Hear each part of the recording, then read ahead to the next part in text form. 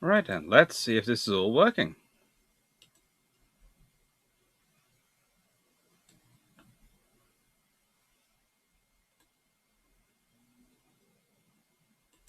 Howdy, everyone. Hello. How are you doing? Now, let me just check.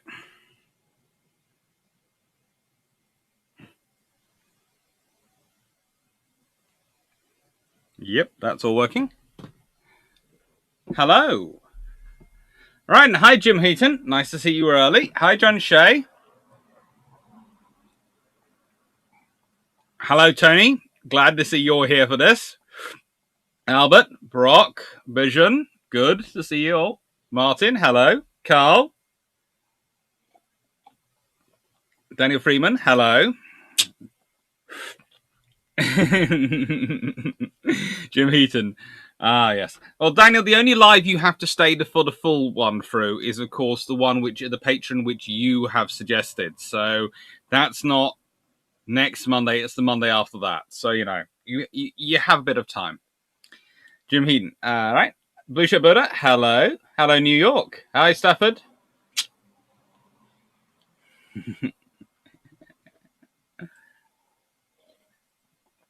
Hello, Paul. Today's mug is the Tigger one.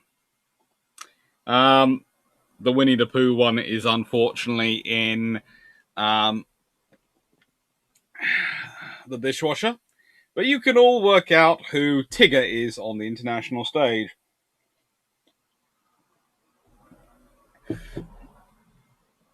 Right, Jim Heaton. Someone's to tell me at a funeral. Oh, saluting emoji. All right, please note, this is courtesy of Carl Gann. So please say thank you to him. He sent me a whole load of them, and as long as Iron Brew do not tell me I have to take them down or anything like that, they are going to be used. So, the little slide, the big one, this one, that's from, of course, Drac, and that one is Carl. So, I get all my media stuff is done for me by lovely people who are actually good artists, unlike me. Hi, Stephanie.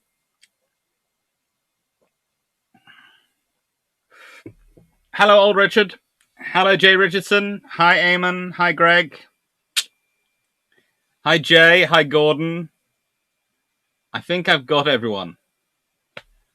Hi, Jim Heaton. In case I forgot to say hi when he was talking about the funeral stuff.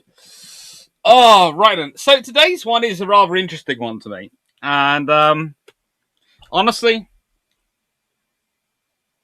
Daniel, it's Carl Gangan. Carl Gansberg hasn't sent me one yet.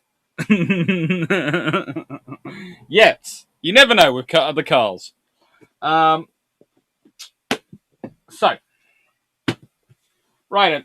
Of the books that I've been through today, the one which I would really recommend, well, there's two I'd really recommend, are honestly, this book is lovely, but it is very, very basic. But if you're like me going, what in the name of all things holy is this piece of equipment that they're referring to, which it turns out only the special forces use, and only for 3 months, only in the Mediterranean, and only in one branch of them.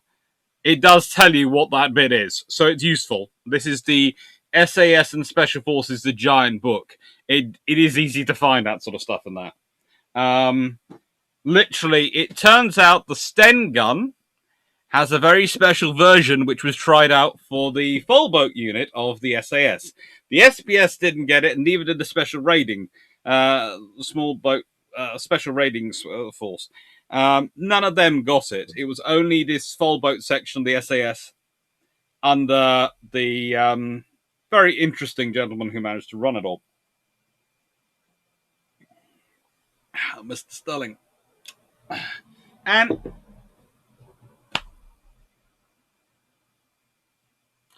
it was good. But it was a very, very interesting version of the Stern gun.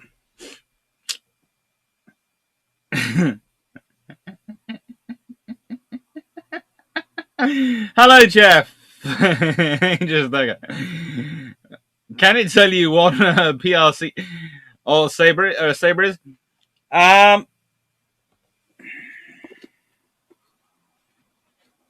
Yes. Plus, it has this great list of who are the various special units and of the British Special Forces, etc.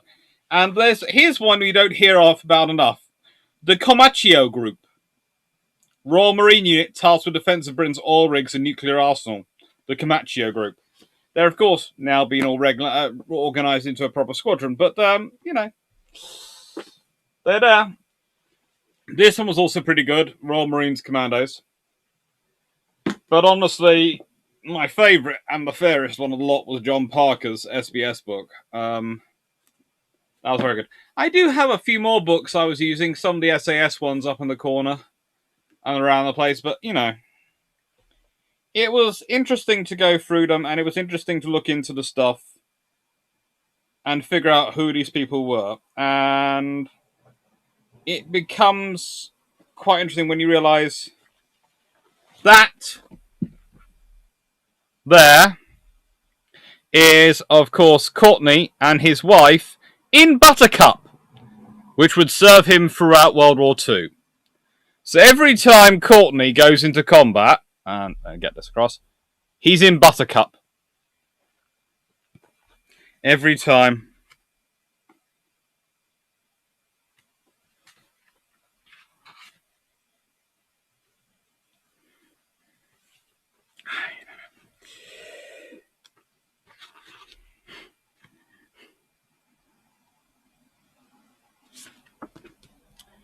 That's a fun story.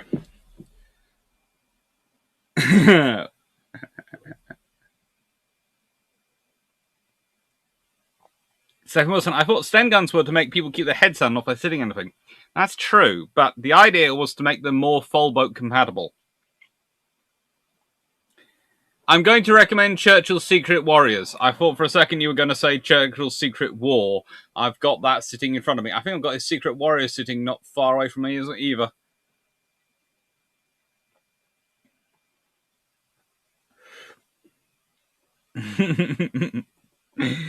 Right then. So, the Little Boat Wars. And I enjoyed putting this one together quite a bit because it was a break from the normal ship stuff I do, but it did kind of complement quite heavily the submarine stuff. I didn't really expect myself to spend as much time as I did going back over 10th Submarine Flotilla and going, oh, you're also doing this, and you were also doing this, and you're also doing that, and oh my god, you guys are insane.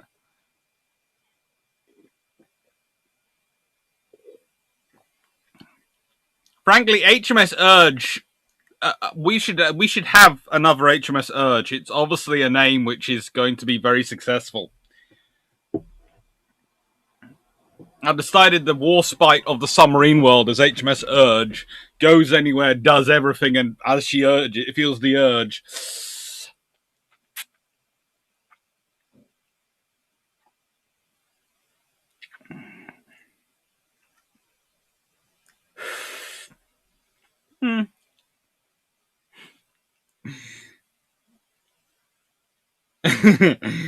Jermaine, don't blame Courtney for using Buttercup. Looks more seaworthy than the Mark II goggle. It does.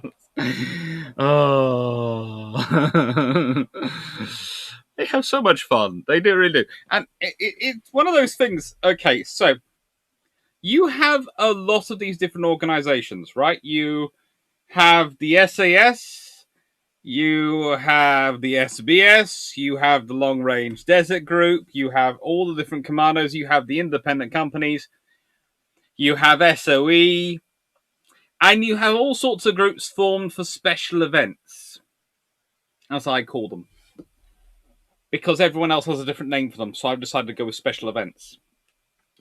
And don't get me started on one of my favourite groups, and they're who have formed into the modern Royal Navy Commandos. Please note there is the RNCs as well as the Royal Marine Commandos. The RNCs are, of course, the beach parties of the Royal Navy. And they were started under... Well, how to put it? Keyes has the idea, Mountbatten turns it into reality. Mountbatten isn't getting anywhere until he puts Lieutenant Commander Nigel Clogston Wilmot, the gentleman who drags Courtney off a beach, in charge. And it's Wilmot who builds the Combined Operations Pilotage Parties, who are the people who go along onto the beaches in front of any amphibious assault and turn around and guide landing craft in with their backs to the enemy firing guns at them. And also are responsible for doing all the beach reconnaissance before operations. It's kind of a fun group to belong to.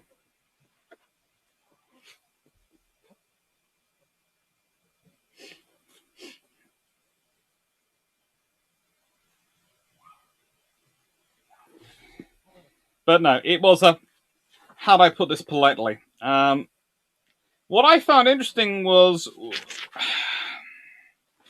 when I was looking up the pictures, without even trying, I could start picking out who the SAS guys were.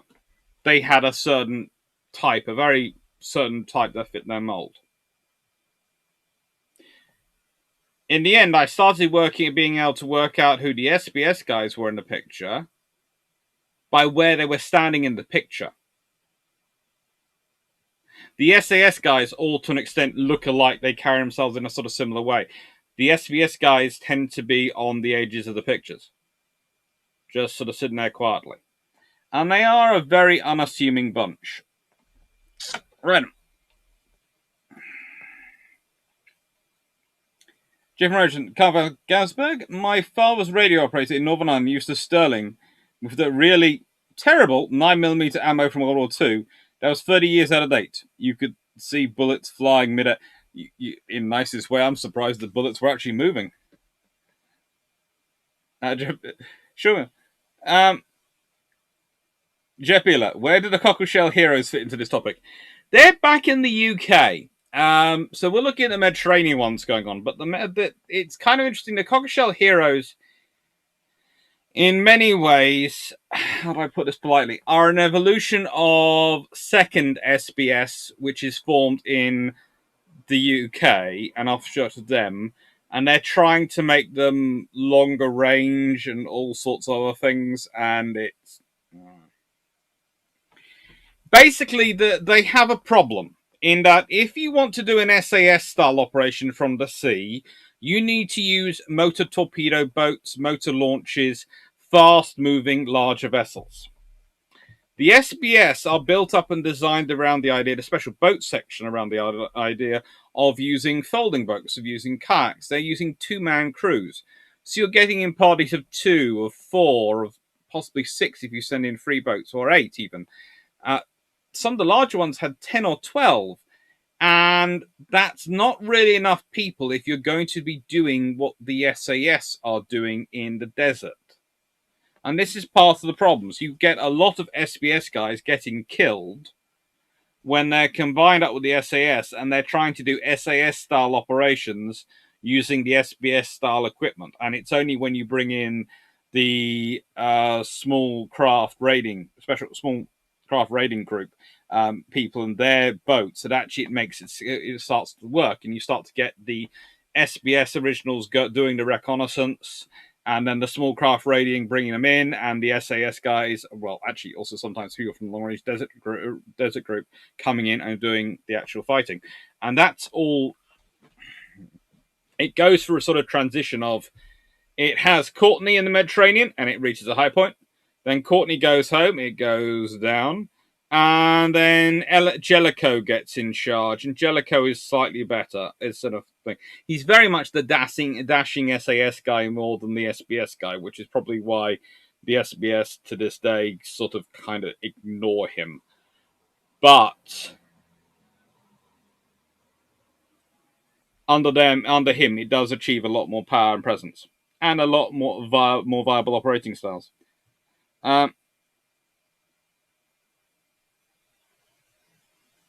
Jeff Beeler.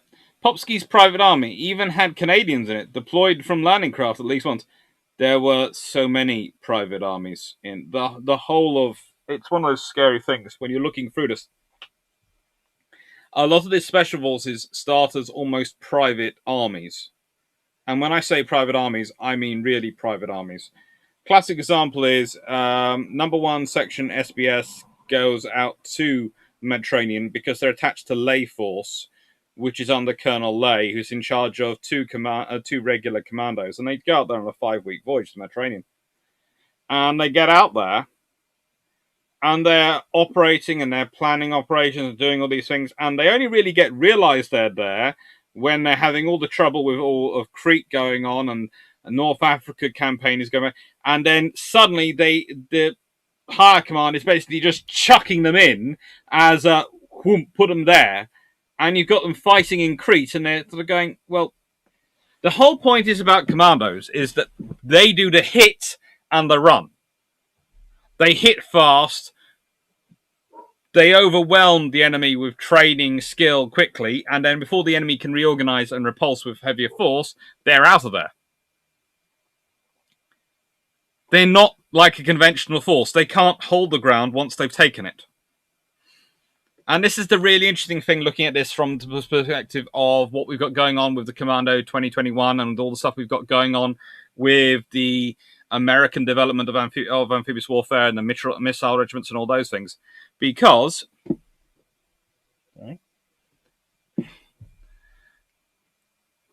what the lesson is from this is actually no.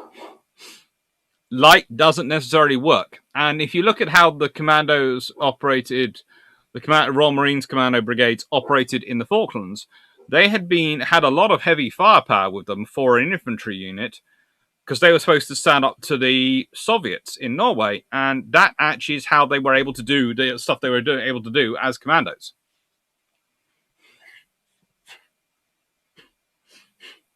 Sorry, I took the dog for a walk earlier, and I seem to have got something up my nose. I haven't got it out.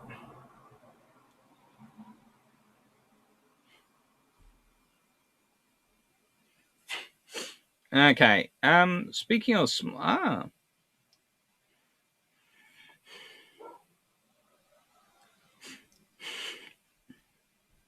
right then. Evening all, Ghost of Dread Pirate Roberts. Jim Richardson, is that Raleigh here barking? I think he is barking, mode. I think he is. Sorry, weird thing up my nose. Anyway, Jim Heaton, Jeff Beale. I think Frankton was one, but was done by a Sembra RM unit set up in Portsmouth. It was to an extent, but they're part of they're part of the auspices of the special boat section. The Royal Marines do get into it. Remember, the Royal Marines were some of the ones who were actually at the first time when Britain was looking around for its independent companies. Their first idea was to go for Royal Marines because the Royal Marines had been functioning already, doing this role in the Far East and in Africa and all over the place as jumping off Royal Navy ships, doing it, coming out. That's what they were trained for. That's what their officers were experienced in. And when I say experienced, I mean they racked up a lot of experience in interwar periods doing all sorts of stuff. But the trouble is, it was found they were busy. They're already committed all around the world. So you go with what you have next available, which is the army. And in fact, of the army, the ones you have next available are second-tier TA units. Second-line TA units, which is interesting, but that's where our original commandos come from. The people who were far more civilian, the military, which might explain some of the personal armies and interesting styles which developed, because these were people who were coming to it with eyes afresh, often having read quite a lot of military history books, very obsessed with military fiction, and definitely interested in doing daring do. Or from all sorts of various police forces around the empire, where frankly, you did what you could do with what you had available against whatever was against you.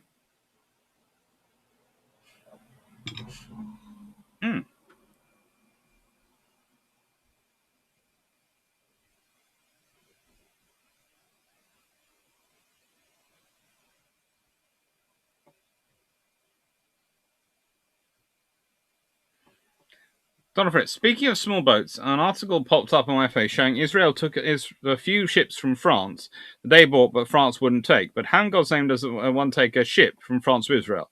Well, if it's big enough, you send a crew out and you sail it over the Mediterranean. If it's not big enough, you stick it on a boat and it goes across on the front on a boat through the Mediterranean.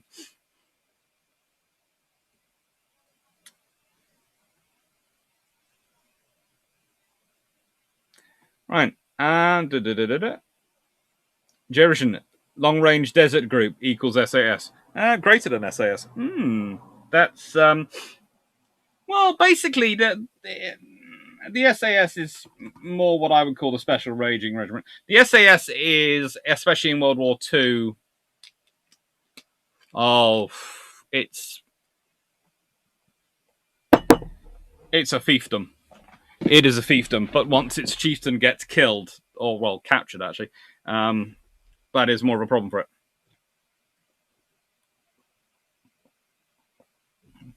I agree on Anders Lassen's story, and we will be getting into that bit. Are we going to talk about the pirate of the Adriatic, Thomas George Fuller? Perhaps. Paddy Mayne in first SRS, a special rating. If you're interested in Paddy, The History of Special Raiding Squadron, Paddy's Men by Stuart McLean. It's definitely a good read, this one, if you're interested in Paddy and his story. What they get up to. He's a different leader. There is some interesting stuff in that. I particularly enjoyed the mottos.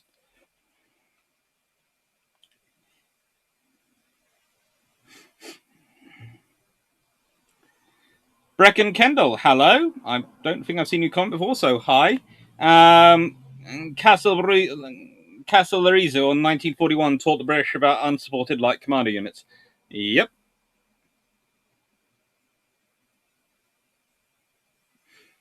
Golden Eagle, Martin, Doc, something I've been thinking. If Mad Jack's bag was light enough to be thrown into his backyard, what would the burden be? No. What would the burden be in carrying it home from the station?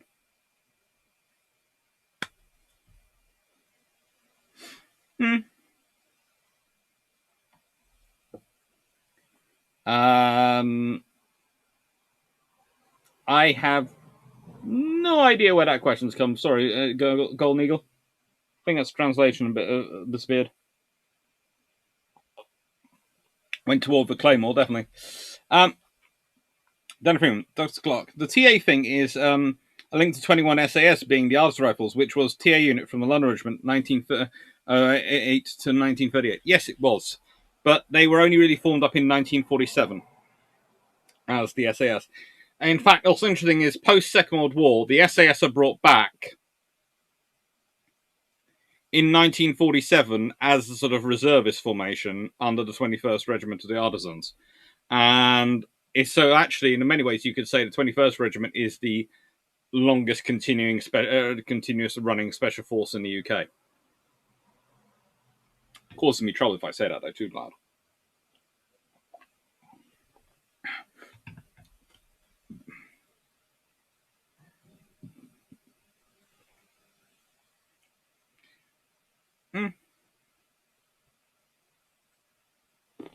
Jeff Beeler, how are operations in this area coordinated, especially with the different private armies? They weren't really coordinated. There is always a theory they're going to be coordinated. And that is one of the things they do try. Various senior officers try to get them to work together. And as I said, basically, they sort of achieve a certain operating together when Sterling manages to get control of everything. I'm calling him right the surname. I keep worrying if I'm talking about the right surname or not. And then everything sort of is brought underneath the SAS house. But after that, after he goes, it then gets divided up again. And you have the Special Raiding Service, Special Raiding Squadron, Paddy's Men. And you have the Special Boat Squadron under Jellicoe, doing all sorts of things. Hi, Pat W.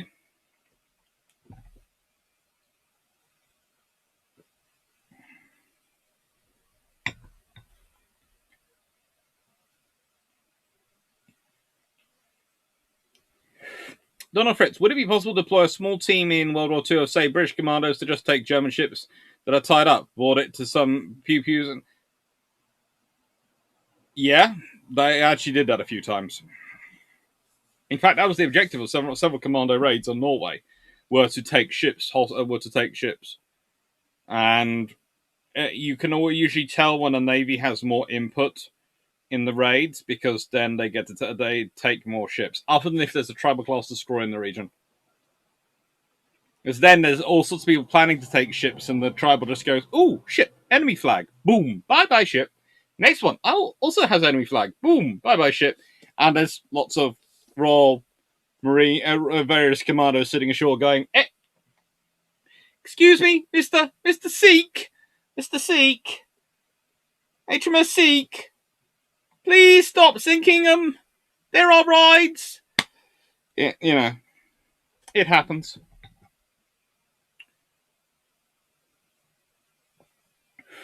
Really, what interested me here was the independent companies for Norway, because they're formed when Norway is already a problem. They're formed because of remarks made by Carlton de Witt, this gentleman. Basically going, I don't have anything to harry my enemy with. I need something which can harry the enemy with, and which can be landed quickly and take places quickly and can cause them trouble and can maneuver around independently, because everything I've got has a huge train and I'm having to move it through snow. And so they organize these. And it's kind of interesting that their plan was your mobility depends upon your requisitioning or commandeering local craft to move your detachments, watching possible landing places. What happens de facto when they are deployed, though, is the Royal Navy takes them under their wing and goes, yes, you need craft, yes. We have boats on the ship, that'll do.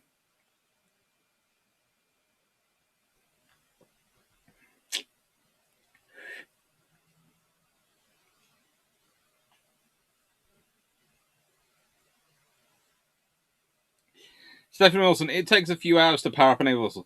It does, but they still manage to do it occasionally. It wasn't really the light commando raid you'd probably be thinking of, but, there again, if you get in there right time of night.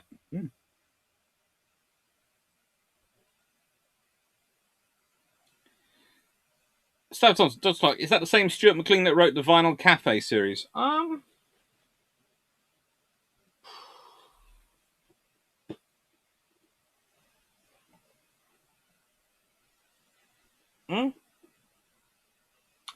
Possibly. I'm not sure.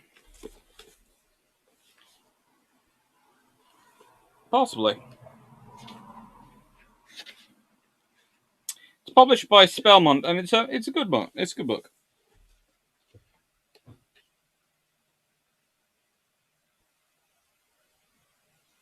Everyone, Donna Fritz. The problem is the ships of the day were mostly steam driven, and so it took a while to get up steam, during which time you are going to get caught. Yes, you are, unless you're part of a major commando operation which has taken the entire port of the enemy. Just short term. But the trouble is, because it worked in Norway a few times,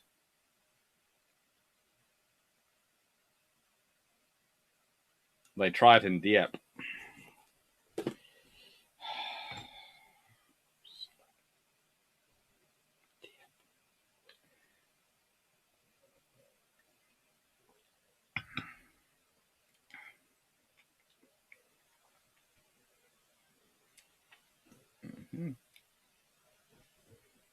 One doc.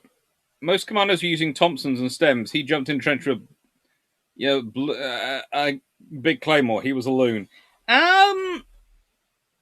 You see, that's certainly the myth that most commanders were using Thompsons and stems, but they also, quite a hefty lot of them had rifles. It was a sort of interesting mix of what they were. And having a claymore makes sense at certain points, Nice big saber can be useful in close quarters.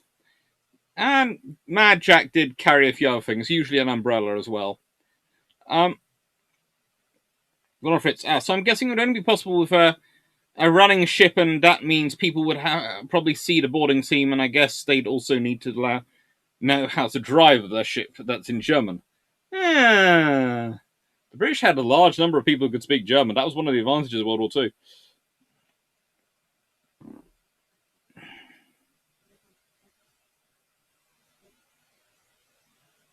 JP, how did the British manage to hold on to Litte, this, when they couldn't hold the free Aegean Islands? How was it used? Bit luck, bit of judgment, mostly for a bit of air operations.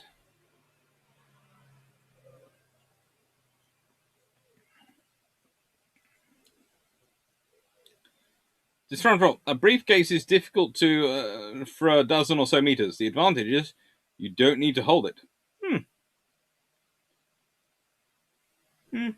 Breaking Colonel, in the Aegean in 43, you have all of the disparate commando forces sent out willy-nilly, sometimes trying to seize the same islands.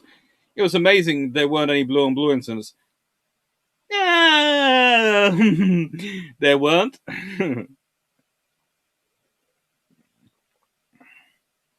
Oh, this is a fun one. This one. I just love this sort of story, this particular story. Am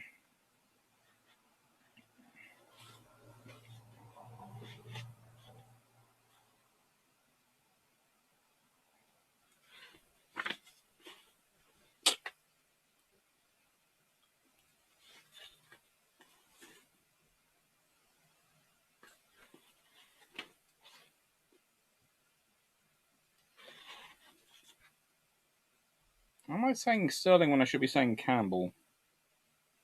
No, I think it's just Sterling. There's always so many of them. Right. So,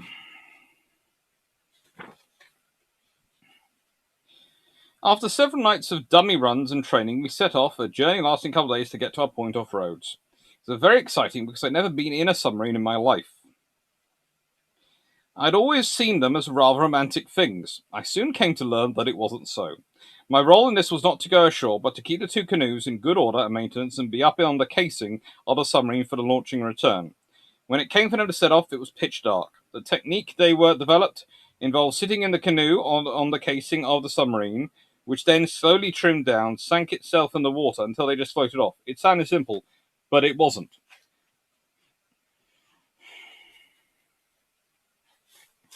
So, they would take two canoes with them. But it didn't matter what state it was in, it would always be Buttercup when Courtney went into water. And they was trying to take about 3 people with them, and so there was always a backup in case one of the men was ill, or to hold the boat. So there'd be 3 of them put on a sub. Now, imagine if your sub has a maximum crew of 53 or 43 or 30 something, and you're adding 3 more people into it than it was designed for originally. Conditions are not that great.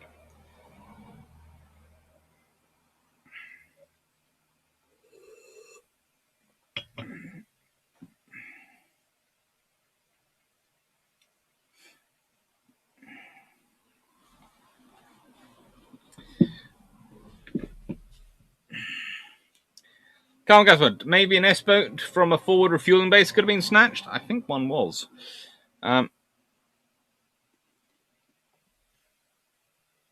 Martin Locke, some of the lay force made it back from Crete in an LCU they rigged a sail up on.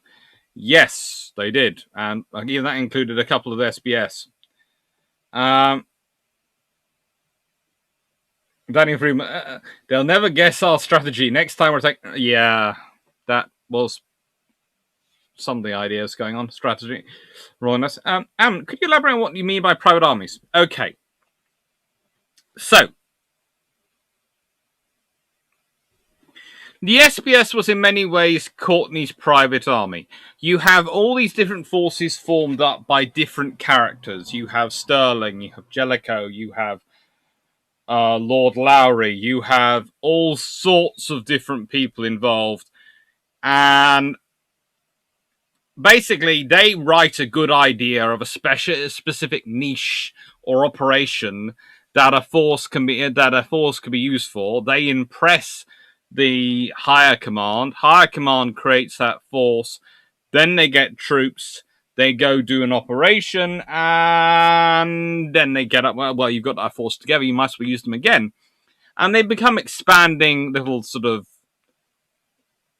kleptocracies in that they collect everything, and they're little private armies. It's something you get in larger military formations. Even you get it in peacetime. For example, you could argue that the SEALs in the US sort of special forces apparatus, after under one of their recent commanders, very much became their private army. And this basically the commander holds absolute sway and control over everything, and can get whatever resources they need because they are promising everything. And most of the time, to be fair, they're delivering on all of it. Wrecking Kennel.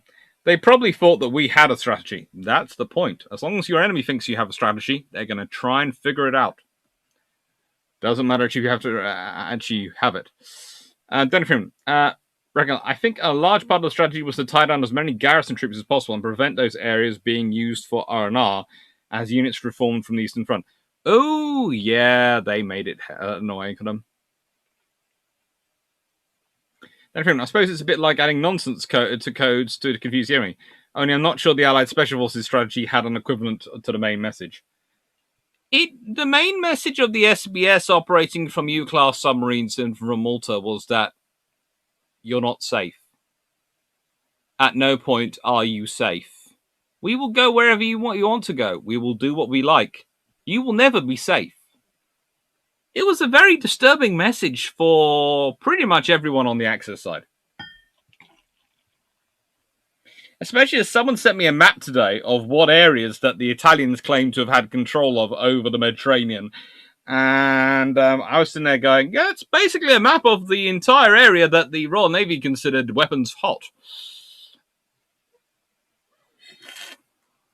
Let me put it this way, do you think?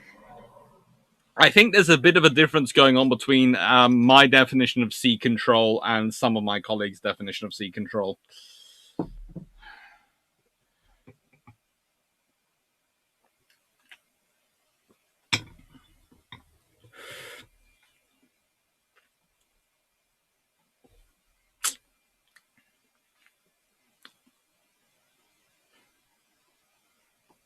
William Cox, Strutz and Stalingrad is getting pretty deep in here, probably. Then agreement, large claymore, good for 1, rallying troops, and 2, intimidating people into surrendering. See also bayonets for this one, though. Yes, plus it makes you stick out. Hi, Ian Carr. Then agreement, I have heard a story of British troops often seeing their junior officers as being mascots or pets. So when they are killed leading from the front, the troops get very angry while the sergeant is still there. I wouldn't say they see the junior officers as mascots or pets per se, but they are rather nice things to have. They deal with the paperwork for you, and they stop the sergeant having to deal with things. And in many ways, a good junior officer listens a lot, but can also use their power occasionally judiciously to when you have NCOs who might be through stress or circumstances going a little bit too far. The officer can intervene and wind it back if they're thinking about it carefully.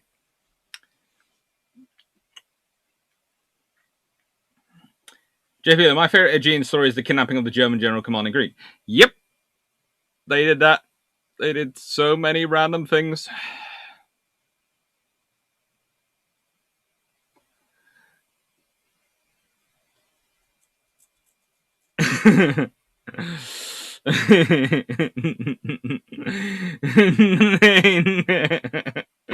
Daniel Friedman, you're having too much fun with that particular story. Right. If for those who aren't able to watch it, Daniel Friedman just shoots at Stalingrad. At least here, I know and can relax. I know the Russians are over there, but at least there isn't a risk of those darn Adriatic commandos springing up. Up pops a small party of British commandos who have paddled in small boats all the way from the Adriatic to Stalingrad. Hello, Fritz! Eat Claymore! Probably.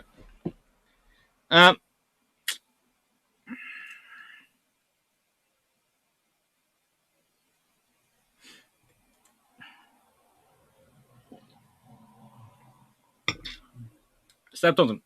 How about it is it when I hear Sterling, I think two things: codenamed Duchess and some nice work trucks. I keep thinking Sterling Moss, but it's like Sterling, like the Carson School, Carson, Scotland. As Daniel Freeman says, Steph Thompson. I'm still trying to wrap my head around what these little boats got up to and how much an inflatable can do. It is quite scary. So we'll do with this one, this story. And I love this story because it's the first story in this book, and I just went, shall I, shan't I, shall I, shan't I? And then I decided to use it. So, Lieutenant Commander Tomo Tompkinson gave the order as His Majesty Hugh-class submarine, Urge, hovered under a calm sea 3 miles off the east coast of Sicily, between Taormina and Catania. On the surface, the Mediterranean was shimmering under the late afternoon sun of the hot summer. Mount Etna was hugely visible, a dramatic rising backdrop to this particular theatre of war as the periscope cut a wide arc through the water. I have to say one thing. The one problem I do have occasionally with this book is some of its hyperbole. After all, Mount Etna, hugely visible. Something's either visible or not. I'd have gone with looming large, but you know. Tompkinson was in his assigned patrol for what was known by submarines as a billet, roaming the Straits of Messina off the coast of southern Italy, along the route used extensively by enemy shipping, and lately supply Rommel's burgeoning presence in the North Africa, the Africa Corps. Today, Tom had a secret weapon aboard. 2 founding members of 1st SBS, Lieutenant Tug Wilson and his partner, Marine W.G. Hughes.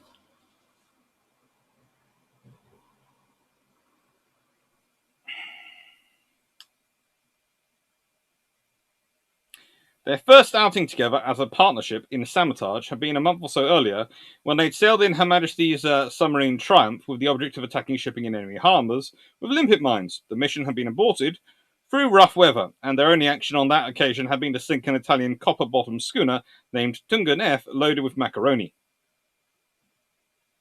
Triumph had dropped the pair off in Alexandria, but anxious for another mission, Wilson Hughes had hitched a ride to Malta. They hitched the ride to Malta. They weren't supposed to be there. It would become standard quite soon after this, but they weren't supposed to be this one. To Malta, and the HQ 10th Submarine flotilla in search of action. Captain Shrimp Simpson, I do love the names these officers have given themselves. Boss of the 10th was amongst those yet to be persuaded as to the value of such clandestine missions by the free-ranging saboteurs of sending only two men in a flimsy little canoe on demolition and attacking tasks. In the end, and more by way of getting them out of his office, Simpson had signed the docket and began game permission to go to sea in HMS Urge when she came in to refuel in the 3rd week of June. They took a full boat, they took explosives, Tommy guns, knives, and set off on a hunting expedition towards the southern Italian coast. Now, at this point, what they've seen is they'd spotted what looked like a tunnel serving the main railway line, which was surely a key transit link for Sicily's hefty population of Axis troops and their civilian associates. They studied the charts and confirmed the sighting. Will that do you? asked Thompson in a challenging tone. Just a job, Tug replied. Just a job. Okay, I'll drop you off a mile or so from the coast. And that's what they do. They get dropped off a mile from the coast. They go in. They're carrying 50 kilograms of explosives. That's a lot, 110 pounds worth. And they take it all in.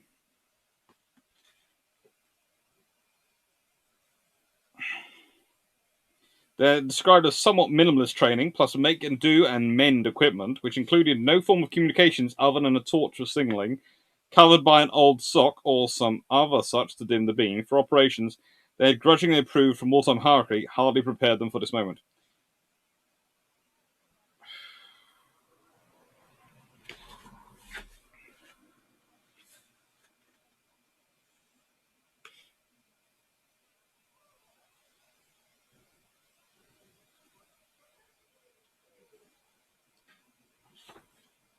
In 90 minutes, they lay the charges and they destroy the train.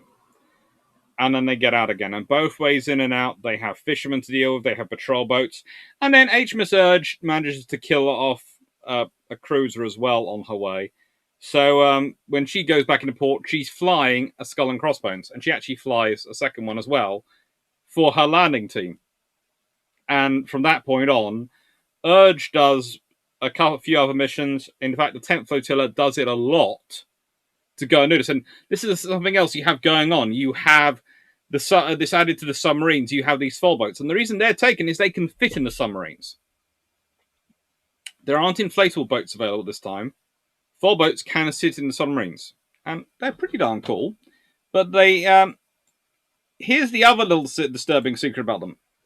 They'd all originally once had all been built in Germany and were all taken off enthusiasts in the beginning of war. So they weren't actually manufactured in the UK, and that's where the cockle shell ones come in, because they're the first UK's attempt at manufacturing them. Fall boats are all procured off enthusiasts in the UK who had them from Germany.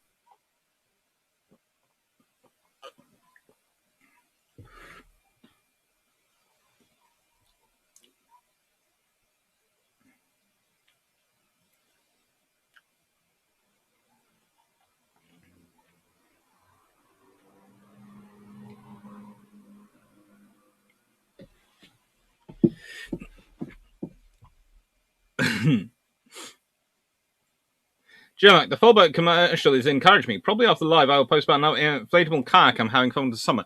I keep looking into those because I'm used to a rigid kayak, but I do keep looking at inflatable ones because, you know, I like to go sea kayaking, so I'm wondering if I could have one and keep it with me. Just store it in my car.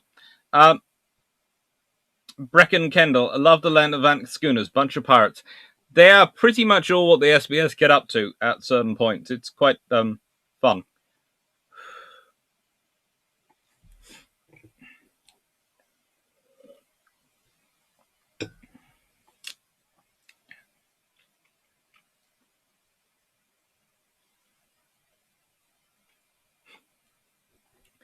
Eamon, did the cutting out operations and other raids from the Republic Wars and before influence the formation of special forces?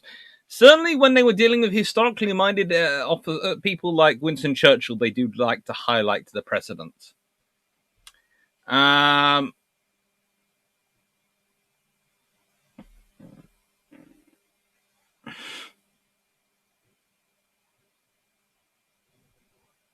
Jeremy, please don't stream this video in Florida. Florida man doesn't need any inspiration. I'm sure they could have a lot of fun. Calm Gassman. In Stalingrad, Soviets did smuggle disassembled 122mm house into a house next to you in house-to-house combat. That's a whole new range on house-to-house combat. Alison Hammond, British commandos are like that one pothole in the road. They can appear anywhere at any time and day in short order. Probably.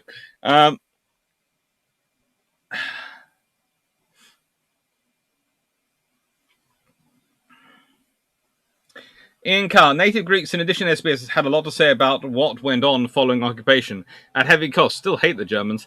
That they did. And there was also a special Greek unit formed of their equivalent of special forces. I think it was... Oh.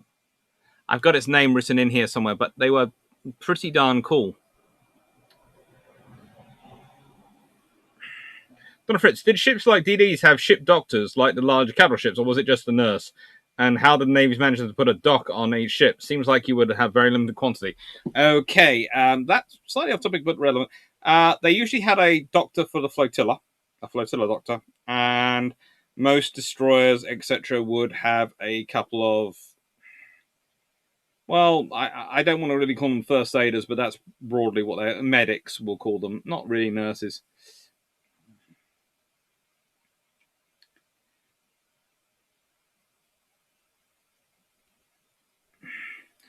Brennan, all commandos are pain in the back side to regulars. Even Italians landed commandos behind British lines a few times with some success. They did. You have to do a lot to cover, because to deal with a commando for potential commando fails, you have to cover everywhere. They get to pick and choose where they engage you, not the other way around.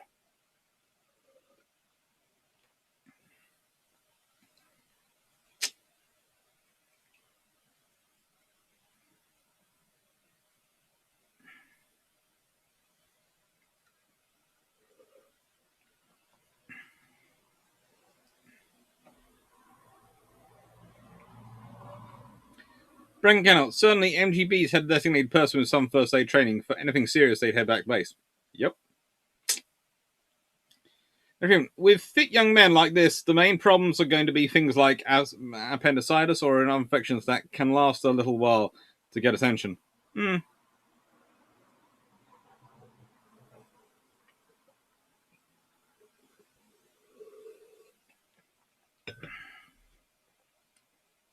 Thank you, Stannis Thompson. Branko. Hi, King George V.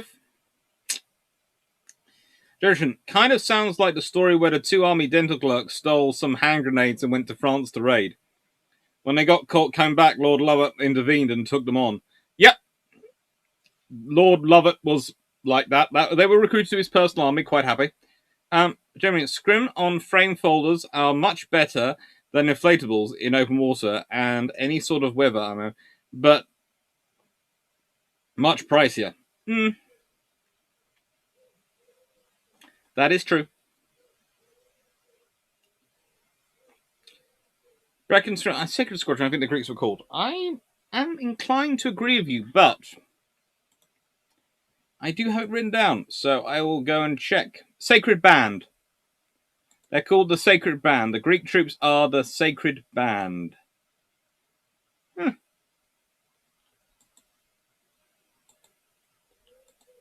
They're a fun force. Now,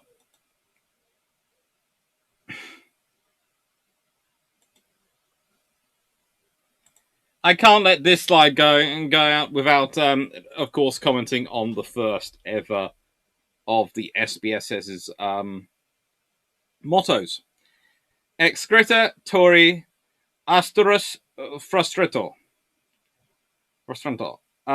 which was composed by apparently a professor of Latin, and it means bullshit beats brains.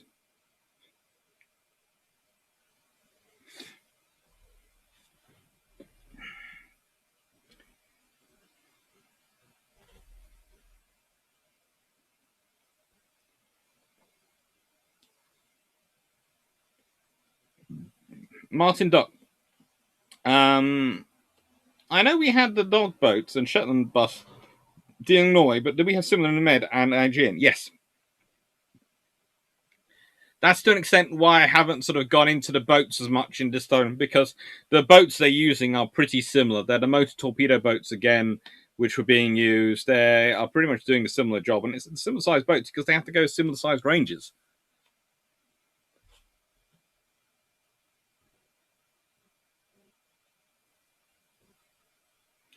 So, Wilson, first aid is designed to keep you alive, to get you back to the doctor, and rather different. I know someone who's army trained in first aid, and what he knows is amazing. Yeah. Hi, Frederica. Jefferson. Peter King went on to be a troop sergeant major 4th Commando, went on to get MC and DSO, and later served in Korea for New Zealand as a captain. And UN observer in the Kashmir War. That's a lot of experience.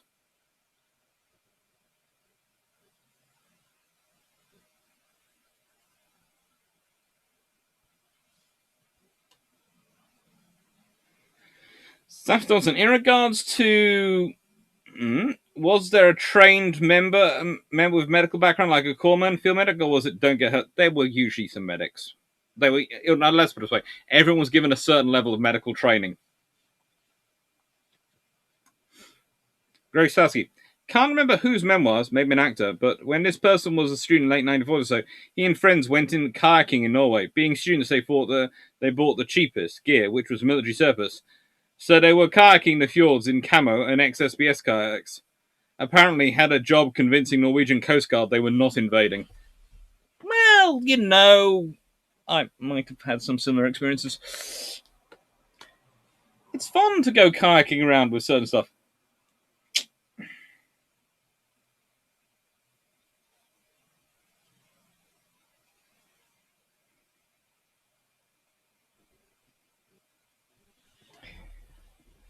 Yeah, I have to say that is one of the coolest phrases I've. I think it actually beats the by strength or by guile one for being cool. Right, now it's the small scale raiding force, or number 62 Commando, and their particular vessel, Little Pisher. It loves to do that.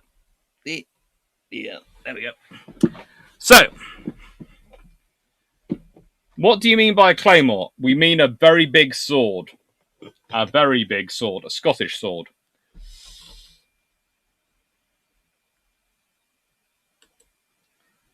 Now,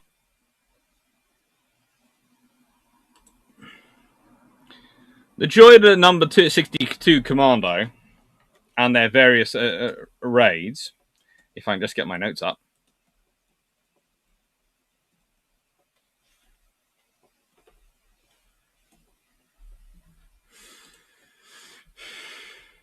Well, let's see. Let's start off with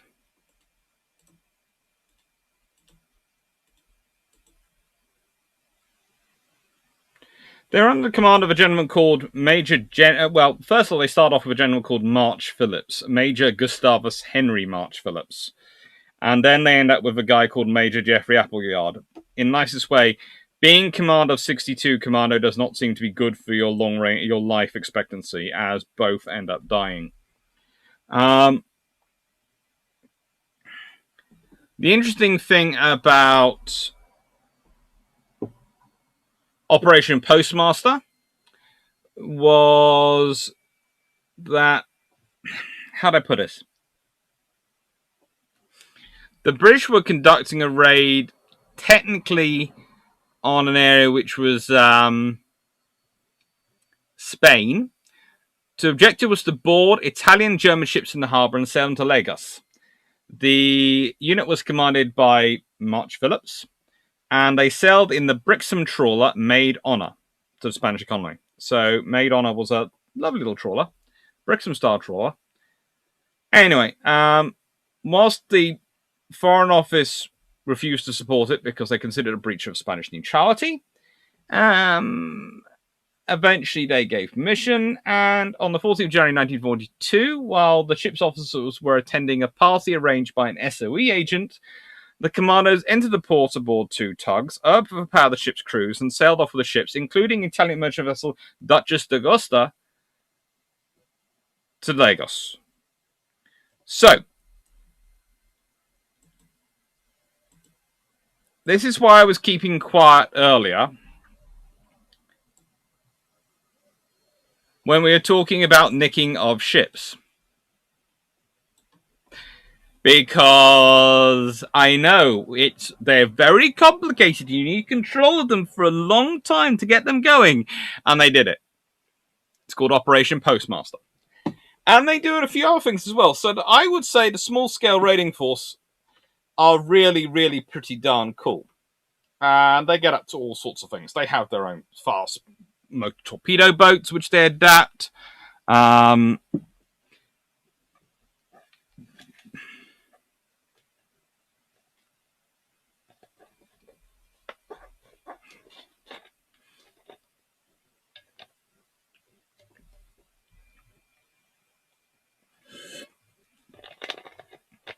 I'm running out of iron brew here. It's terrible. At least I got water. So, this force pretty much do whatever they need to do when they need to do it to carry out their operations. They're not in the Mediterranean, but they go all over the Atlantic. They do some stuff in Norway, some stuff in France, some stuff, as we just heard, in Spain. I know, King George V. I do love the name as well. Jason, yeah. It's a great thing to go and do. And they wouldn't.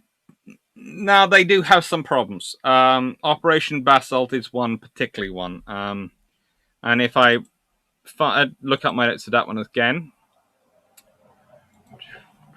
Operation Basalt.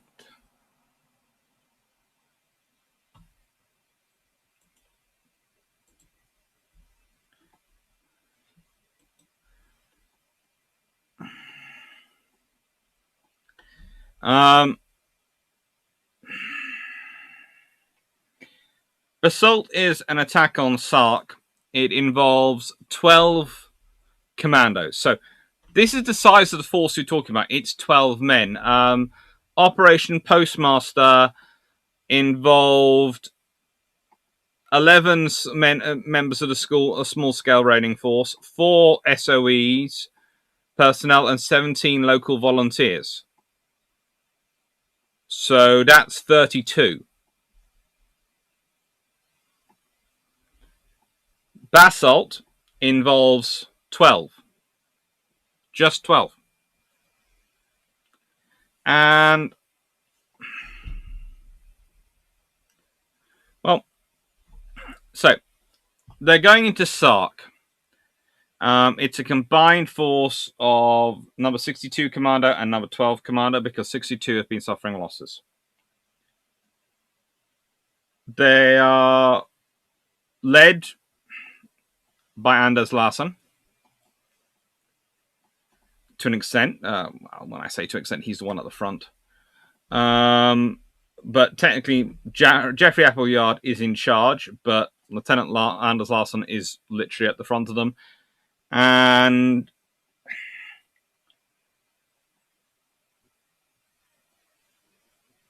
pretty much they start taking prisoners. Very quickly, they start taking prisoners. And they store the prisoners, and then they're going off to the next objective. And one of the prisoners, who was actually stark naked, escapes and runs off shouting, causing General Starkner's a struggle to start with the other prisoners. And fearing enemy troops were going to start arriving armed, and remember, there's only 12 of them, they decide to go back to the beach with the remaining prisoners. 3 prisoners make a break, and so they shoot at them.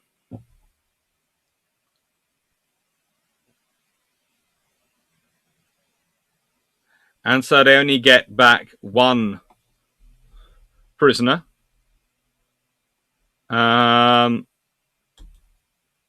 Which I'm not going to pronounce. But, yeah, how to put it?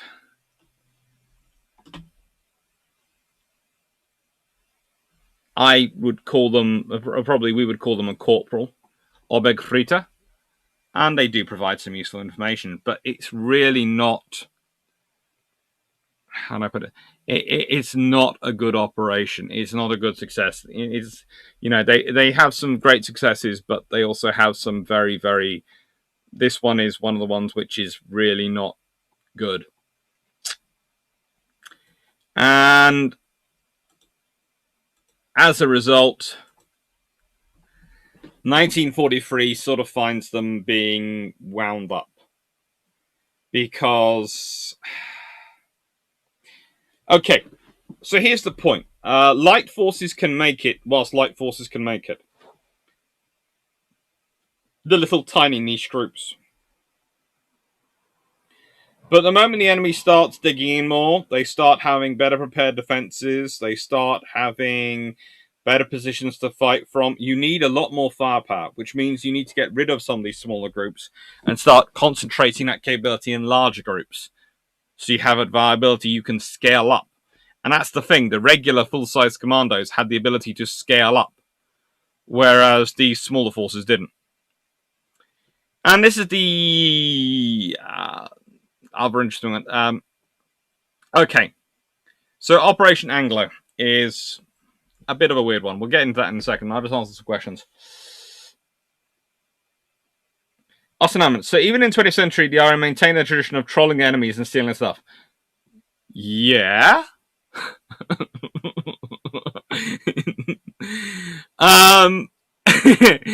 After the Battle of Matapan, the tribal class destroyers had to be ordered to stop trying to nick the Italian heavy cruiser, because there was one heavy cruiser, the Polar, left, which hadn't been sunk, and they were boarding her and thinking they could get her.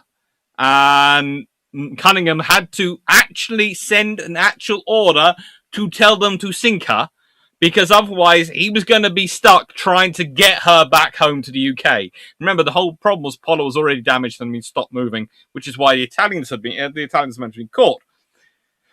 But they were gamely trying to get her on the tow. Basically, the 2 tribal destroyers were going, mine. This is mine. We captured it. It's ours. Ours. Not you cruisers, not you battleships. Ours. We're taking it home. And Cunningham has to order them. So, yeah, the Royal Navy has a long tradition of stealing the enemy's equipment. Oh. Then Red Iron Brew levels are dangerously low. Yeah, they are. They are definitely very, very low. I drink too much of the stuff, especially after last weekend. That was, it's lovely. It's necessary to get me through. Where was the 62's Commando's home base? Technically Portland, but they wander around a bit.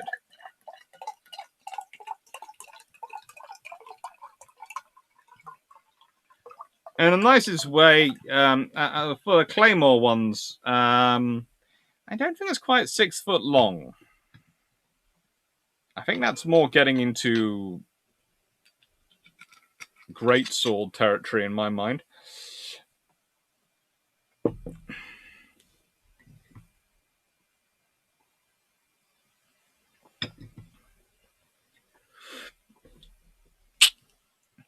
Eamon, are you saying the British are still nothing but pirates? Did they ever sack a monastery? Yes, they did.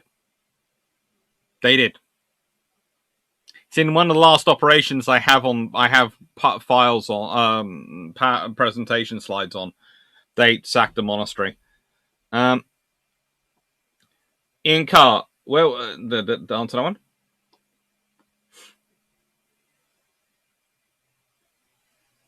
Daniel Freeman looks at all the ruined monasteries scattered around the country. It was like that when I got it, probably. Sam Thompson, we need to see if anyone is close to talking to her and has a drone. Skipper, how do you compare? Well, hey, hi, Scipio. Scipio Afghanis, how would you compare performance in use MTVs opposed to PT boats? This came to video. Also, was posting to these good for your career in World War II? Were these crews mostly reservists? Okay. Where PT boats were mostly younger crew. Same with MPTBs. It was a good way for young officers, etc., to get quite a lot of experience quite quickly. It would depend. If you managed to get noticed, you managed to get up again. If you didn't, you didn't. Again, with the commandos, you got combat experience very, very quickly. You got a lot of combat experience very, very quickly. But also, quite a large number of them end up outside the forces post Second World War. So one of the interesting things is that, again, when you look at it, the SBS seem to a higher proportion of them seem to manage to continue service with the armed forces post Second World War than the SAS. I think mostly because the SAS guys are used to doing things entirely their own way, whereas the SBS seem to be far better, probably due to having to work with the Navy, at least pretending to look like they're doing things the way you want them to do. They might not be entirely, but they're far more happy with doing it.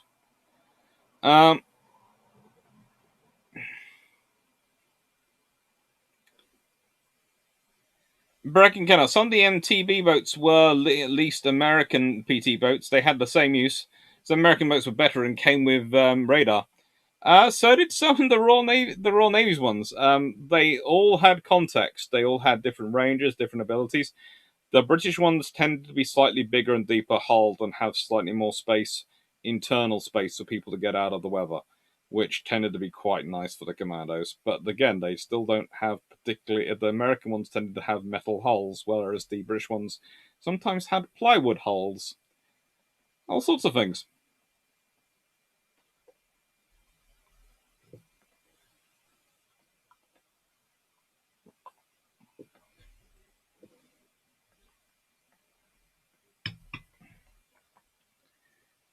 Golden Eagle, can't they tow Polar? That was what they were thinking. They were definitely thinking they could tow her, but the trouble is, it's the speed they would be able to achieve with a tow. Plus, there were some worries exactly what the prize crews might get up to, and also then what are you going to do with it afterwards? Because if he captures an Italian heavy cruiser, yes, he's captured an Italian heavy cruiser, but then what does he use it for?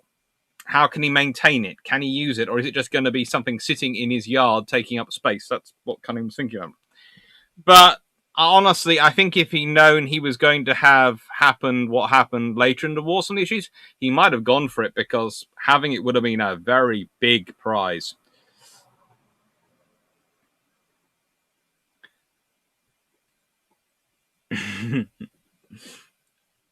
But Cunningham would get prize money. Yes, Cunningham did realise this one.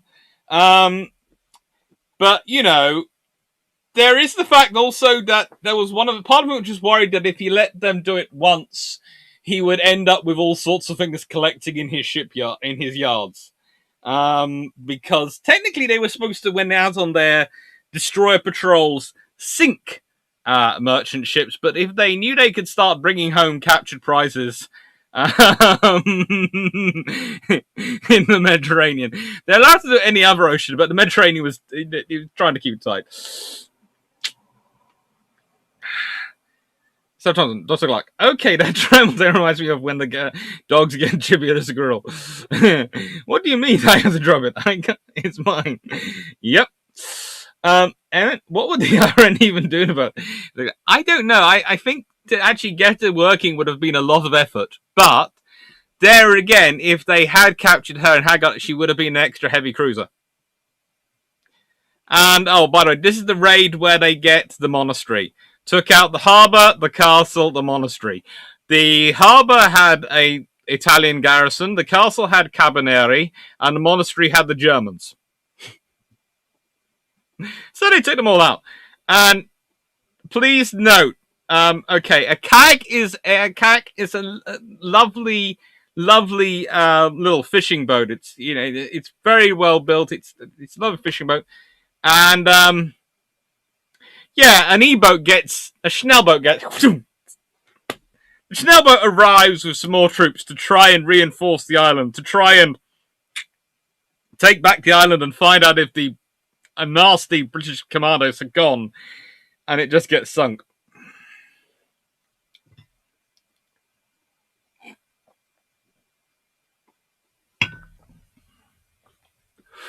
How much? How much prize money would the polo be worth? Because of the way that Churchill would have probably played it, probably about £1 million just to make it seem amazing. The more you can say it's worth, the more you can say the value of your capture was. It's all about the psychological warfare. Stephen Wilson, sadly, prize money was stopped during the 19th century. Yes and no. So, prize money technically stopped officially, but it was still brought back on occasion. There were incidents, and it's like after the Altmark incident, the Royal Navy sailors from the Cossack who were at Crowato get a bonus, which is linked as basically linked to the value of prize money in terms of that you used to get for recovering sailors. So I have, and that was again part of the very how do I put this politely, very political game being played about the value of the sailors who've been returned to the UK. So again, with Polar, I wouldn't be surprised if Churchill, being Churchill, would have paid prize money, no matter how useless the ship was. Probably sent it down to the Italian East Africa to just go boom, boom, boom with its guns and help out with any operations down there or something. That'd be, they could use it in the Indian Ocean.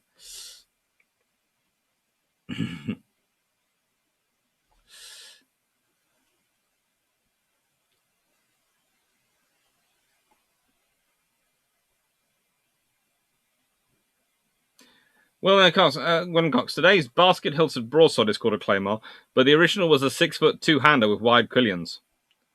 You see, I think the claymore Mad Jack Churchill was using was more like the basket-hilted broadsword. The 6-footer two-hander with wide quillions, possibly, but that's more to me. I said a great sword. Anyway.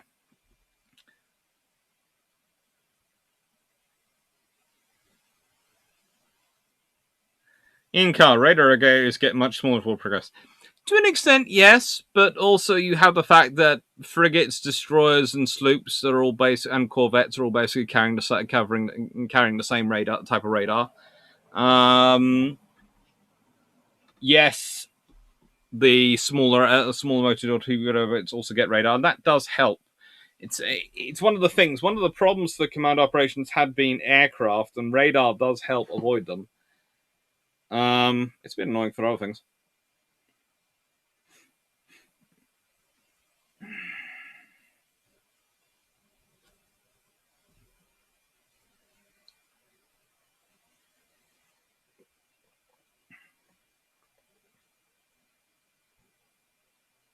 Jeff Beale, Polo could have been anchored at Alexandria as a decoy target. Yep, there's all sorts of options.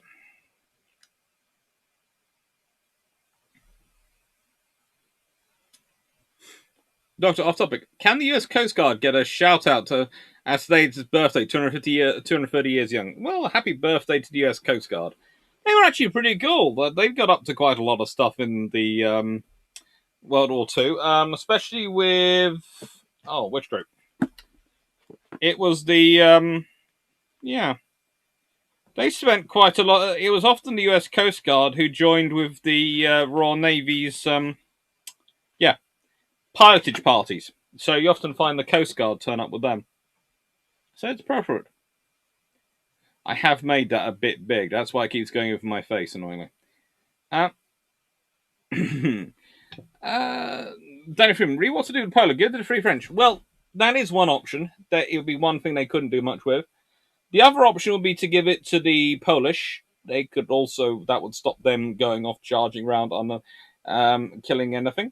But honestly, the Polish would have got it working. You can just imagine the Polish would have found a way to get the Polo working.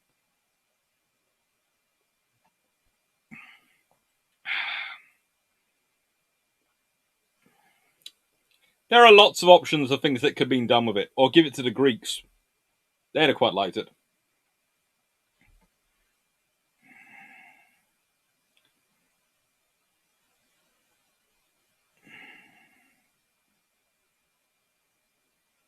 Jack Ray, the looks of the British MGBs remind me of the later US PBRs in Vietnam.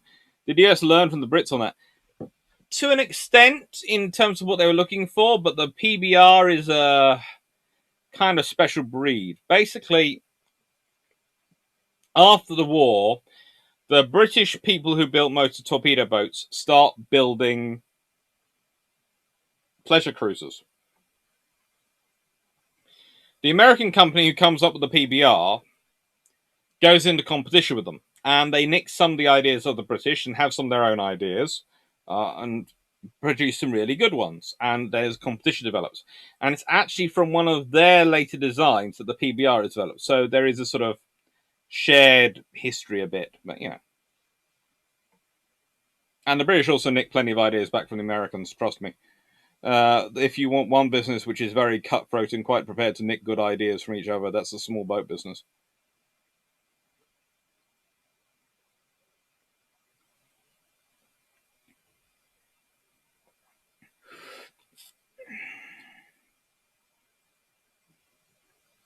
See what prices paid out and said, what? I know Brits paid $2 million for a lost US whaling fleet to the Cast Florida and others. Probably. Reckon cannot. The Allies very much learned from each other. That they did. Martin Dock. Mad Jack used a broadsword on longbow. Lord Lovett used a claymore. Yes, I think you're right. Sorry, that's all my fault. Trouble is, there are so many of them using so many different weapons. It gets quite confusing after a while.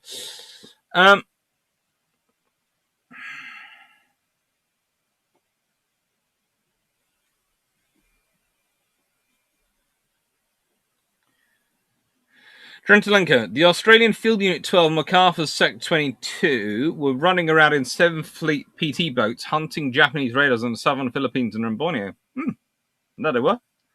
Jefferson, the Greeks would have cherished Pola, especially given their attitude towards the Italians. That they would have. That's why I thought she might be a good one to give.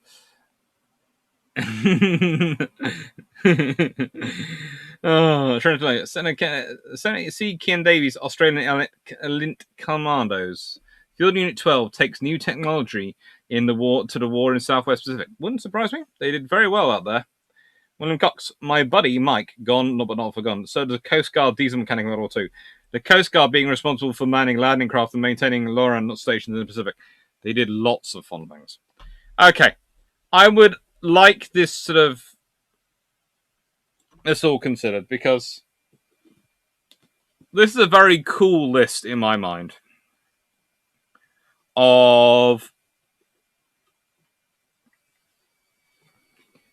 factors which you've got to have to be a good SBS man. Are you a professional tough guy? I.e., do you imitate the film stars, wear funny hats, or walk around carrying more tampons than a Mexican bandit? Got truculent after a few drinks and proceed to beat up the town? Or have you got the true conception of a tough guy? Are you the quiet type of man who would not be picked out in a crowd, the unassuming type who would be expected to be employed in professional business and never in the thuggery you might be engaged in? It's rather cool. And again, everything should go to Doris here. She is an amazing wife for Roger Courtney, and they're they are a very cool couple who have quite a successful life together. But more and more I read about Doris, the more I'm sure that if she'd had half a chance, she would have been in Buttercup with Robert, Roger keeping him alive and probably telling him to stop being so insensible, because he has one of those fun things. In true British style during World War II, he comes home ill from the Mediterranean and immediately gets employed setting up second SBS and as an person assisting combined operations and explaining to Lord Mountbatten what exactly is and isn't possible.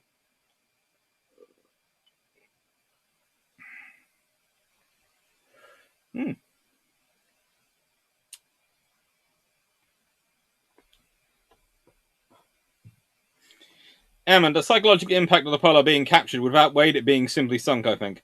Plus, after RM would have gotten an already stream of new ships provided by the Italians. Quite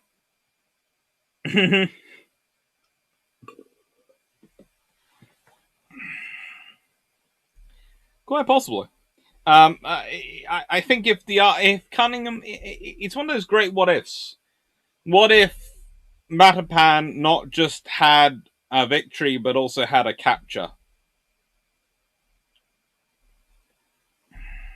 Also, I'm actually surprised because one of the interesting things that goes on there is if Formidable had been in the right place, well, I have a feeling she'd have taken Polar in tow quite happily.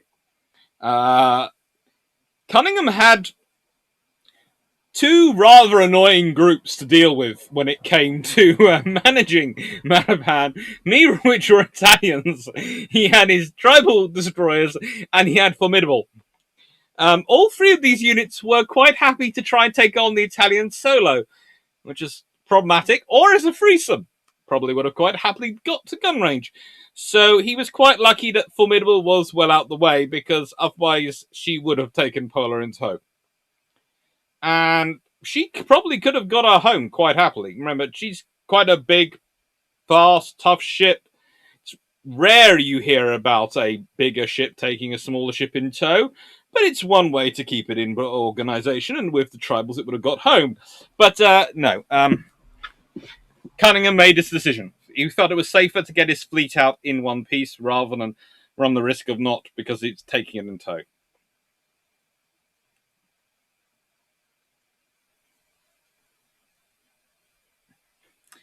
Again, I have to run away from it. I very much appreciate any good reading material on coastal forces in the Aegean if you can fit them in episode notes. This is my area of obsession at the moment.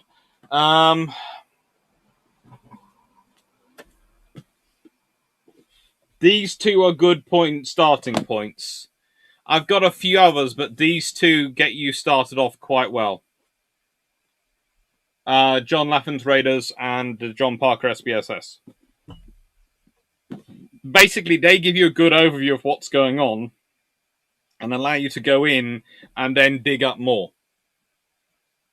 So what I've been doing, I always when I'm doing these sort of projects and I'm doing those presentations, if it's not an area I've published on myself and already written a work, I will go and find something which has been published, a journal article or a book, to use as my route, to use as my sort of thing I'm going to thread everything around. It's like when I was doing the submarines, which I'm going to be re-recording the intros to, I used Norman Freeman's book.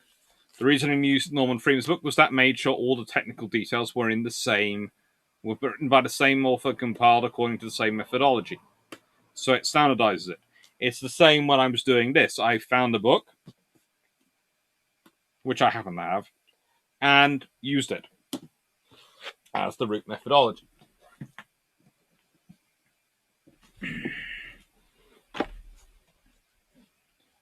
Skip Africana. So during the neutrality patrols by the US, Oman and Summers captured the Overlord. Crew got present. Last time USN got the prize. When was the last time RN prize when it was given?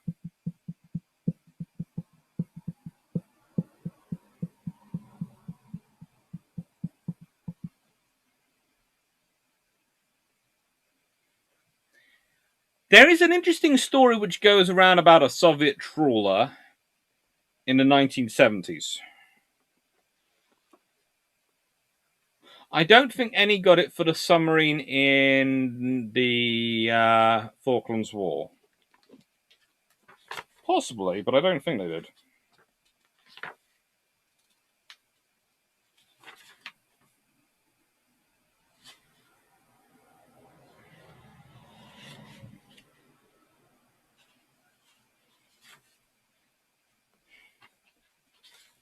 I always love the way that he has that Cunningham's index has a ship index and a regular index. Sorry, I was just quickly looking through for the quote, and I was looking through the wrong index. SSS.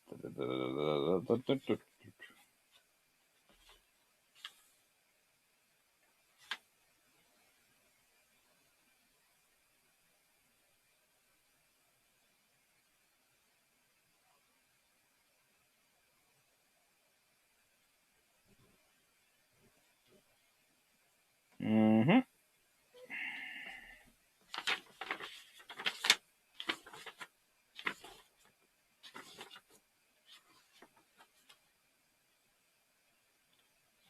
Okay. It's in here a second ago. I had a note for it.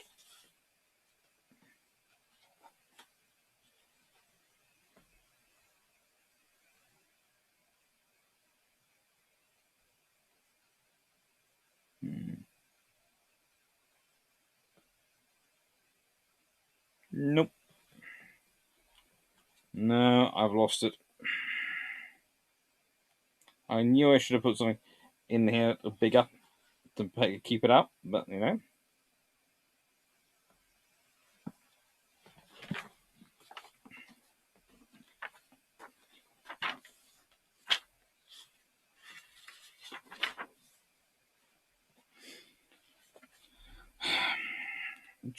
Although this is the other quote in here which I looked up today.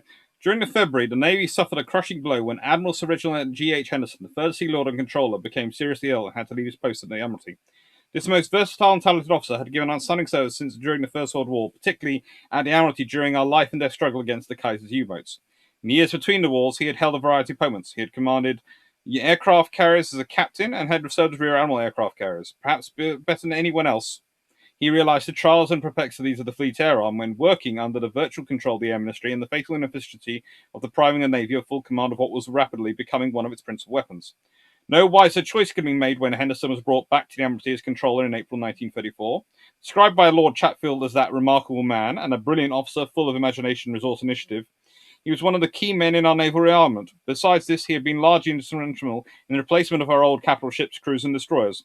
Relieved as controller by Rear Admiral Bruce Fraser, now Admiral of the Fleet Lord Fraser, on March the 1st, Sir Reginald's death on May 2nd was a loss the Navy could ill afford, particularly at this time of crisis, and meant that I no longer had a successor. I'd forgotten that was in there.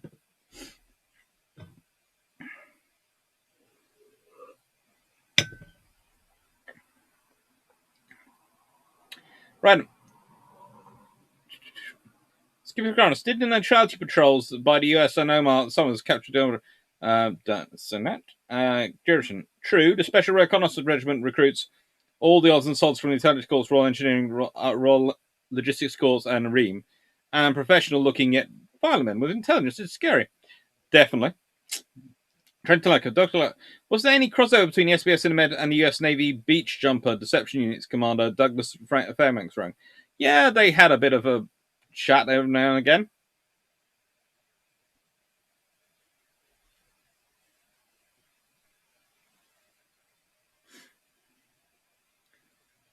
There were lots of different units wandering around, and they had lots of. Sometimes they had contact, sometimes they didn't. Well, actually, most of the time they did have a conversation. Mondok, I remember reading that as the war ended, the British sent paras into DAI and told nationals who were trying to get power after the surrender that the paras were convicts and murderers.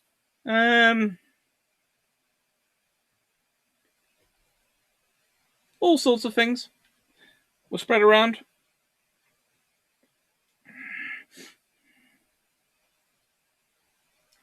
Jefferson, Trump, we need a well-hidden medal. How about a rancher's glove with a single gun that you have to punch someone in order to fire? That sounds quite scary. Albazowski, a very obscure topic. Polish maritime mission in Gibraltar, running free fishing boats to smuggle soldiers and agents from France after 1940. But there are not many sources about it. Still fits today. Definitely not many sources about it.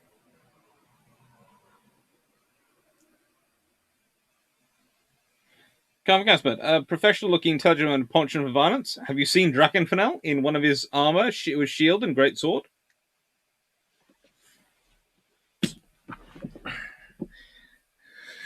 Scene one, see movie of Aussies kayak raid into Singapore. A second larger effort after first success, they were captured and lacking uniforms were executed after trial. The trouble is, kayaking works when you're doing a small group insertion, something like 2 or 4 men. The moment you're going for larger, it's really not a sensible attack policy. 8 is probably the largest I would go in, or 10, maybe possibly 12, but again, not really that big. I prefer, because that's 6 kayaks, and that's.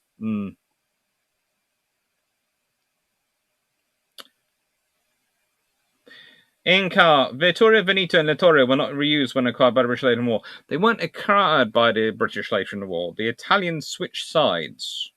So they're technically still the Italians. They were just used for things which were far away from where they could cause trouble if they decided to change minds again.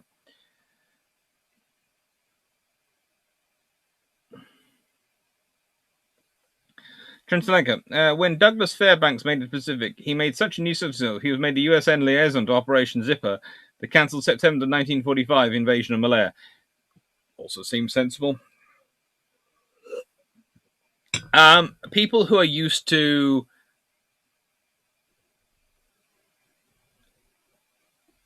how do I put this? Are used to independent command in rather extreme circumstances do not make good subordinates. Frederico, do you mind by the Armada video? Do you mean the famous one? Yes, 1588. Paul, Dr. Clark, do you think there were negative repercussions for pulling high-quality personnel out of the regiments?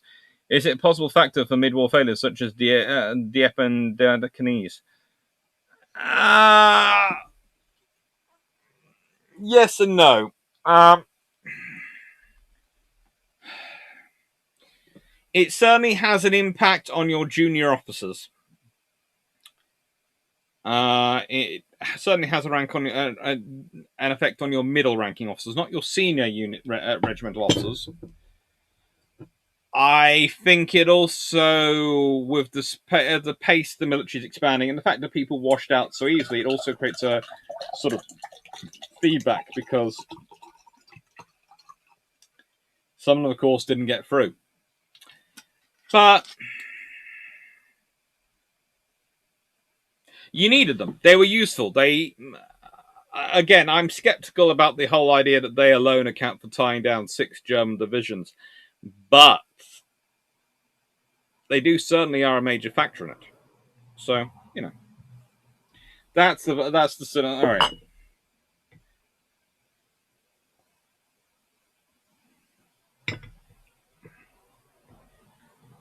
But I do think it's a factor in possibly what happens in certain other operations, because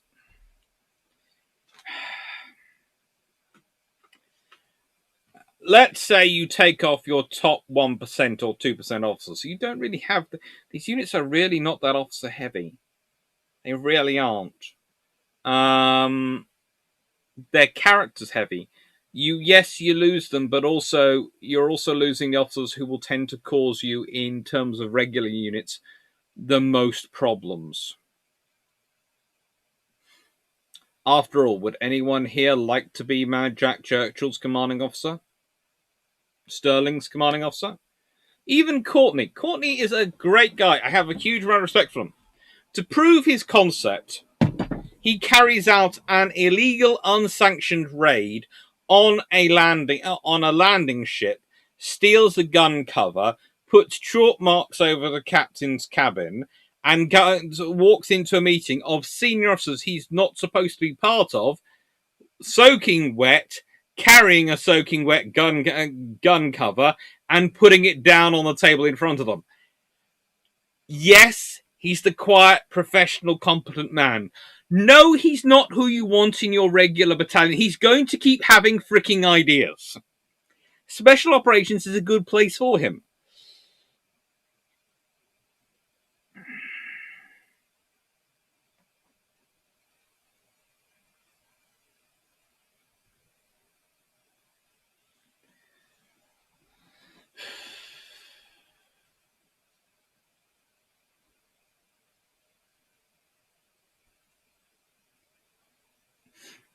Nicasia, Victoria and Littoria were not used, so Russia couldn't demand one after World War II. They sat in the great bitter lake, rusting away. Honestly, that was less of a consideration for the British at this time. They had plans for making sure they were not good things for the Russians, if they needed them, if they wanted them. So he went, famous Union Lieutenant crushing attack on a German Confederate ironclad Admiral, 2 steam launchers with spar torpedoes. He had 13 moved up river several miles through the lines and moved over Long Barrow to succeed. Hi, South Thompson. Apologies for not chatting more on. I'm lugging branches. Now have to run for some smokes. Hope you enjoyed my canoe trip comment earlier. Yes. Go on, Neil. I believe there was a raid planned by SOE and Commandos independently on the same one night, and the Commandos leader was horrendously upset. Which raid was it? There are about 4 which had that problem in the Aegean, and it was usually a gentleman called Jellicoe who was pissed off, and also who won the argument. He was good at the politics. He was one of the longest serving parliamentarians. He was a member of the House of Lords technically from 1939 till 2007 when he died.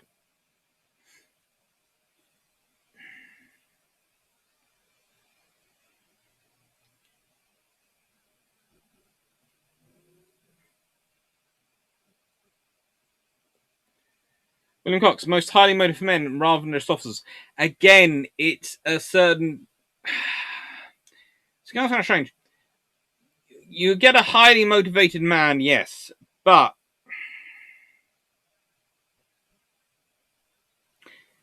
he's going to be the type who likes running, who likes doing all those things, and they found it actually quite interesting that a certain type of personnel didn't want to go into the commandos.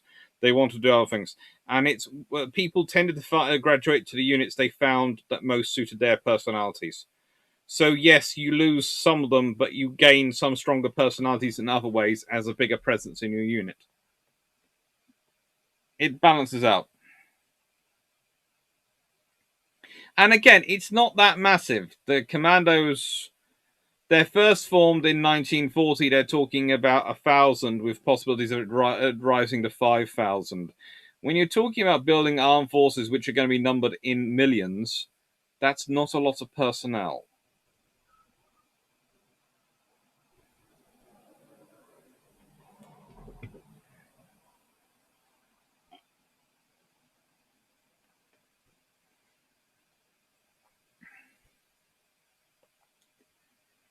The thing that happened at Operation Frankton, Bordeaux raid, there were SOE stabs waiting in town where when the Cockshell's limpet mines went off. It happens a few times. Jerison, P.S. France is actually very good at war statistically and has fought and won more wars in the UK. The trouble is, whenever you have to defend your military reputation with statistics, that doesn't really suggest that you've won the battle of the psychological warfare.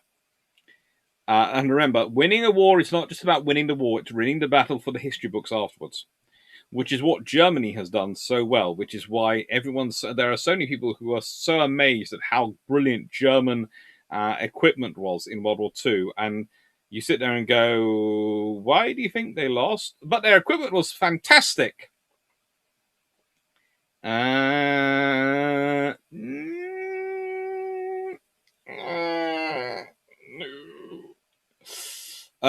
No. Golden Eagle, Roger Keyes kept them in check. Yes, this is another reason in the argument for Roger Keyes becoming Supreme Commander Allied Forces Far East in 1941, early 1941. Because he managed to keep all these personalities in check. And he can do it. Because he is this personality. If you consider during the First World War, he organizes commando raids.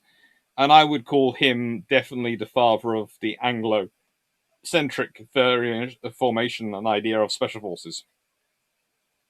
Maybe not father, but grandfather of it. He's what originates it.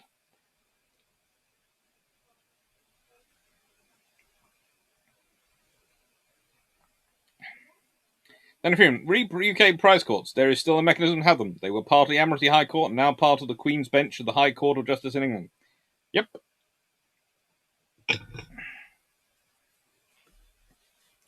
Mondoc, by all accounts, Lionel Crabb was an utter as well. You have to be to do those sort of jobs. Cox, Drac is disparaging the German naval design. To be fair, Drac is actually politer about it than I can be. I'm just not as rude on YouTube as I am in person. Because I might have cousins and family watching, and I don't want them to hear me using those words. I know my little cousins would pick them up, and I know I would get the blame for it.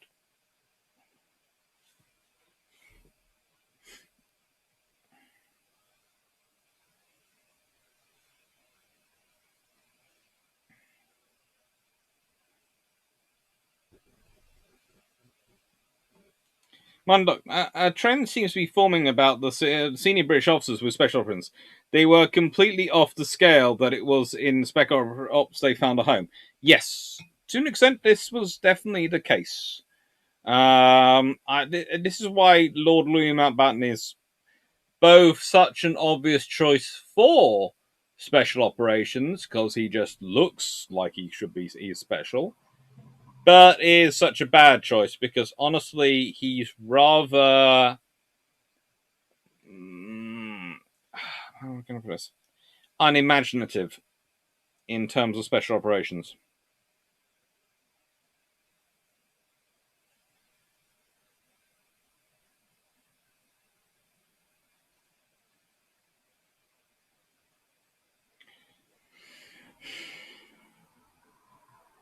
Actually, Golden Eagle, to be fair, Mao Zedong was not that bad a military leader considering what he did to the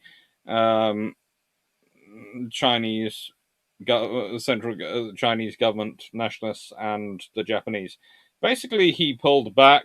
He made the sensible choice to preserve his forces. He pulled back while the Japanese were fighting the Americans and everyone else. No point him getting his troops killed, and then he comes in. You know, he could. It's a sensible, logical choice. It's not a particularly nice one, but it's a sensible, logical choice. And Jay Richardson. But even today, Napoleon is considered a good general. Napoleon III, not so good. Really, only 4 surrenders in 100 years. Franco-Prussian War, World War II, and French in China and Algeria. Yeah. But what 4 surrenders they were.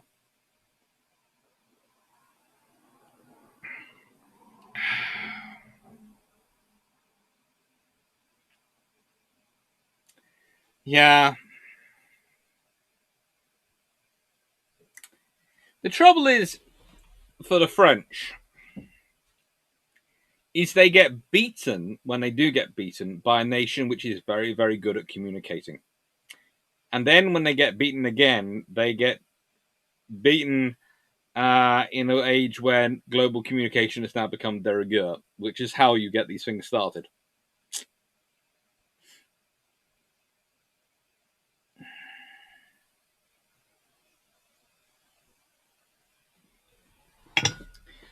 Martin, Calvin Gassman, when you look into the characters of these guys, you can see they would be a regular CO's worst nightmare from SBS SAS units. Yeah, this is the point. When you've got a mass mobilized force, these troops actually would cause you problems necessarily in the regulars, but in the special forces, they're great.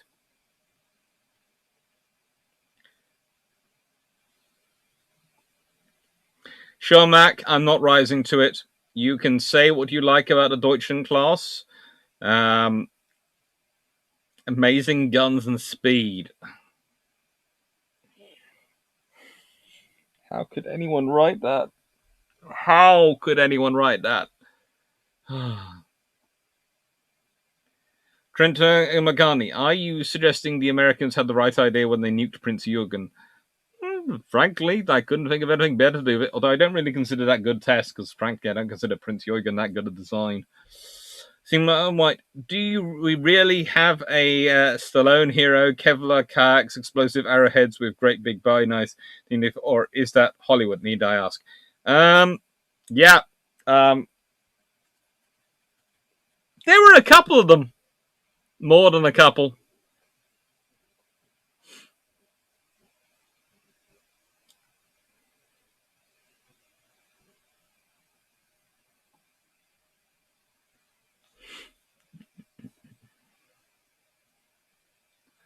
Stephanie Wilson, never ask Special Forces what they think of Rambo. To be honest, actually, the thing is, to a certain kind of Special Forces in World War II, Rambo is actually fairly tame compared to some of the things they get up to. Using longbows, using swords, using all sorts of weapons was something they were often testing out. They wanted a silent kill weapon. The SBS were especially keen on silent kill weapons. And some of the things they took into their fall boats. Because remember, one of the criteria, which they actually put here, and I will expand this out.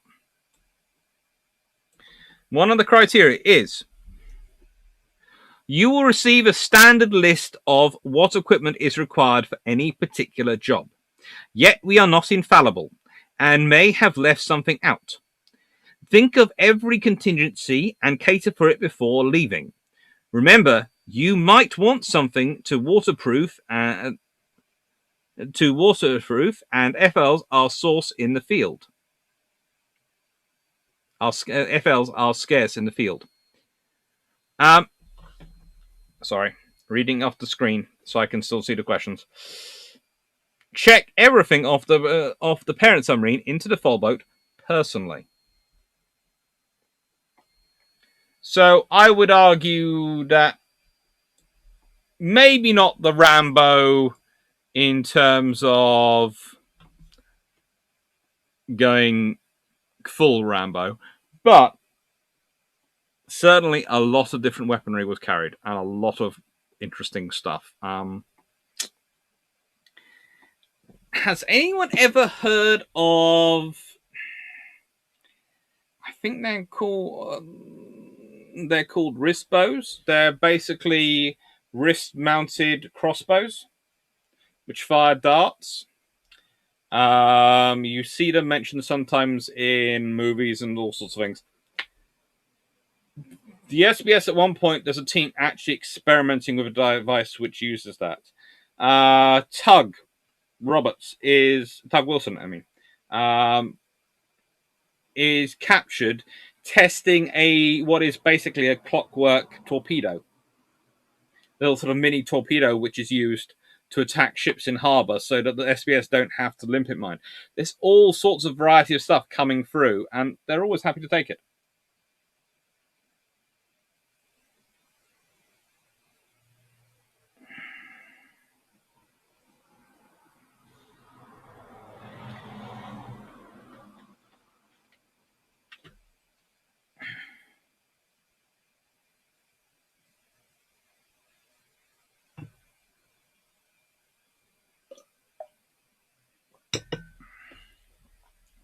Jeff Beeler, how prepared were the Allies for the Italian surrender?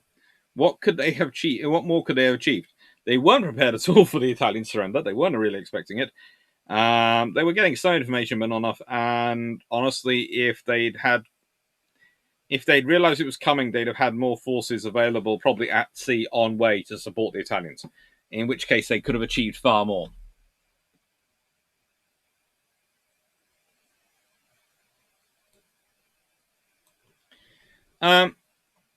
Gonigal could preserve her for recommission with the Bundeswehr Marine later on. No, we will not give them that. The 1864 Naval Prize Act is interesting to read through. Sure, Mac. I couldn't keep a straight face while typing it, Dr. Clark from Schumacher. Yes, I didn't think anyone could. The Grafs, the Deutschland class is a great surface raider. Admiralty of Fluff. Hello, Admiralty of Fluff. I haven't seen you today so far. In defense of the Deutschland class, it would be such a lovely concept if it could be made to work properly. Basically, a mini battlecruiser.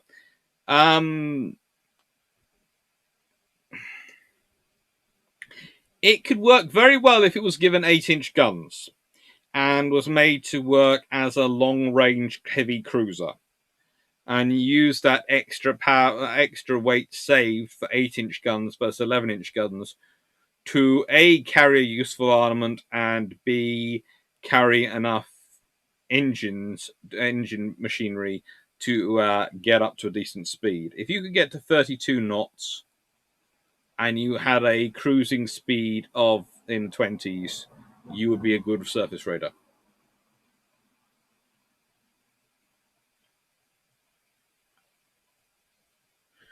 Don Freeman, you can get prize money for recapturing something back from the enemy. They've taken something belonging to the crown. Yep.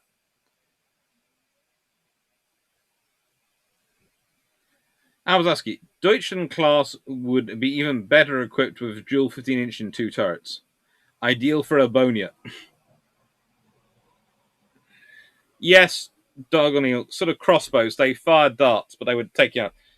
Then, how about the observers FOU that became 148? I think so, yeah.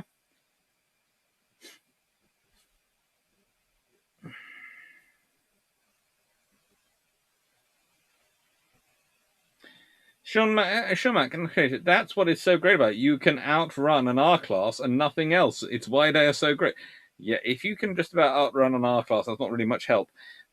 Airman, I kind of get where the myths about the German Army and Air Force come from, but where do these myths about the World War II? I have no idea. Honestly, I have no idea. Just people eulogizing over the Bismarck because it managed to sink Hood. Carl Gasman, sure. When I read that HMS Exeter, eaten 7 or so of those 28-centimeter shells and kept on sailing and firing, you need bigger guns. You need something a lot bigger. It's not the weapons of Clark, it's the attitude. Rambo is the professional tough guy. I would agree. And I would point out to point 1 of this SBS. But if I was reading the equivalent document from the SAS, gets a bit strange. Jerison, weird is such an awesome weapon. Brugger and Torrent Sutton makes a clone today as veterinary pistol for putting down animals. Poison bolts. They did naval gunfire support, normal artillery spotting, and called in airstrikes. Operators and still do the SBS in pool. Yes, they do, and all sorts of other things as well. They add up to. Jupiter, such forces sometimes decided as mobs for jobs. Amazing contributions, a combination of backgrounds in them. Popsky used and lost in action his personal vehicle.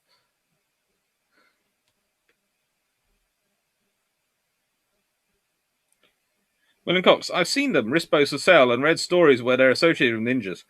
They're associated with all sorts of things. They've been around for quite a while, Rispos.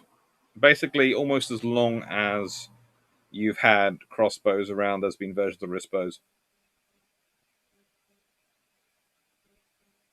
Direction: the SAS used high-powered air guns in Malaysia. Quiet weapon when you can where you can carry ridiculous amounts of ammo. That again doesn't surprise me. Go on, Neil. Maybe we could reboot the Commandos with you as an advisor. Oh god, that'd be scary for the Commandos. William Cox. I used a slingshot to fire arrows. That's a loophole attachment. Cool. The video game Commandos. That would be even more scary. Calvin Gasmoke.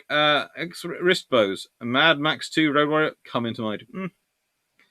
Just imagine two gentlemen basic. One of the examples I gave them was they thought that they'd be good because when they were paddling, they could do this and then carry on paddling.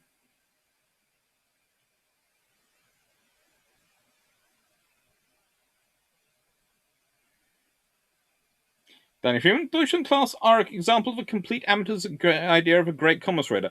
Potentially. But I doubt it. Admiralty Fluff was cutting out a warship of harbour, not unlike what you read from the 1800s, by special forces considered or even done in World War II? Well, right then. That comes us back to Operation Postmaster. They were merchant ships. Operation. Actually, one of them I think did actually include. They did try to go after warships when they considered it potentially possible. Let me think.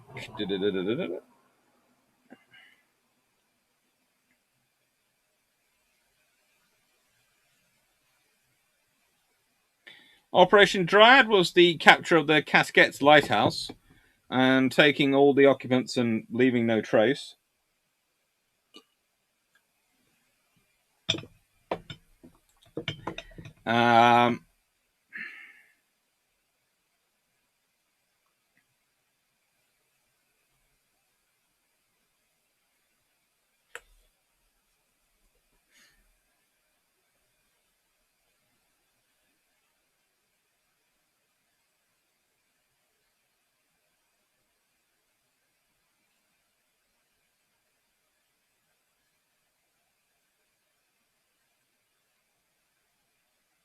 Good lord. And yep, no. But I'm fairly sure they did attempt it on a warship at one point. There were especially smaller Schnell boats, but also,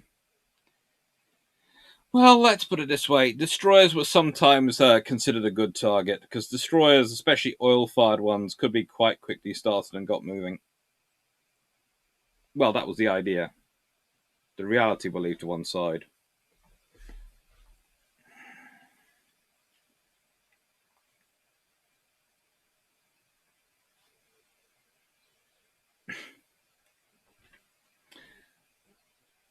Steph Thompson, that's Clark. Speaking of Grouse Bay, I hope you enjoyed my Warspite clip, killing one of the destroyer's help. Definitely.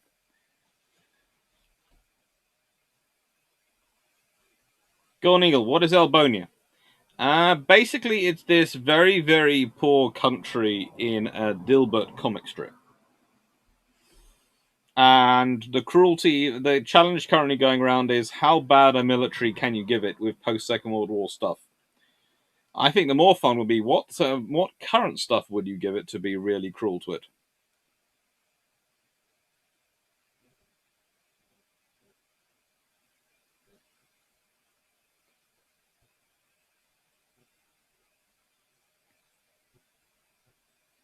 William Cox, all Kriegsmarine ships needed to ditch the 5.9 second to replace them with dual-purpose 12.8 centimeter flak 40. Yeah, I would argue they need to ditch the 5.9 full stop, but we'll leave it to one side. So you might have actually American training book, World War II, mostly British commando book to help train U.S. Armed Forces, 1942 edition. That doesn't surprise me. Actually, that was one of the interesting things I was reading the other day. I got out. I have, and this is going to be coming up in one of the book review sessions, Brew Ships, Castles. Now, this book is released in 1954. It's released by Her Majesty's Stationery Office. It's produced by the British government in 1954. And it's based off a file compiled in 1940. Why in 1940 did the British government produce a manual on all the castles in the United Kingdom?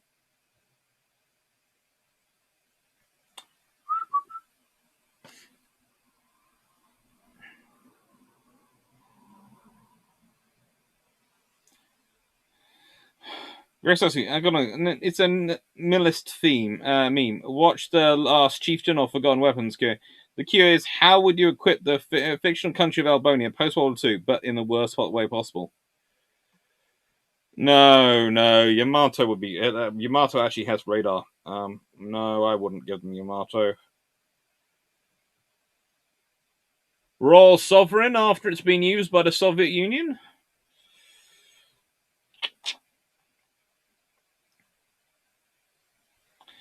Grace Halsey, we're still waiting for the naval and aviation components of the Albanian military. That's probably because we haven't had the discussion in bilge pumps yet. That might be in next week's bilge pumps. Nothing frustrates me more than people saying that the Bismarck scuttled itself and therefore doesn't count as the iron sinking it. It was sunk. Trentelenko, getting back to the SBS SAS to SWPA comparison, 6 anti-Almo scouts were PT boat transported in New Guinea and Leyte Gulf, but primarily as an aircraft moved in Luzon. They moved from coast watchers to road watcher and special force lasers with Philippine guerrillas. Yeah, you can do a lot of things once you have them used to it. And watching, though, is different than, not watching, than raiding. It requires a different mentality. So you want initial energy of crossbow a bolt is higher than most bullets. Crossbows were the anti-armor weapon of the medieval times. Yeah, although as Todd Cutler of Todd, I think it's called Todd Cutler of the channel Todd's Longbow, Todd's medieval weapons sort of channel, has produced recently. Says that longbows are pretty darn powerful, and possibly far more powerful than we presumed.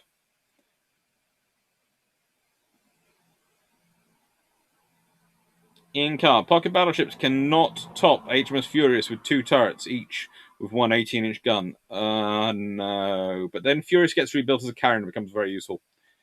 How did the commandos affect the deployment of German divisions on the coast of occupied Europe, especially Norway? If you occupy somewhere and claim you control it, you have to effectively control it. This is one of the interesting things I've been dealing with recently because one of the responses to my book to my video about the submarines in Mediterranean has been that the Italians had effective control over the Mediterranean. I'm going, no, they didn't. They really didn't, because control of something means you can stop something happening. If you can't control it, you can't stop it.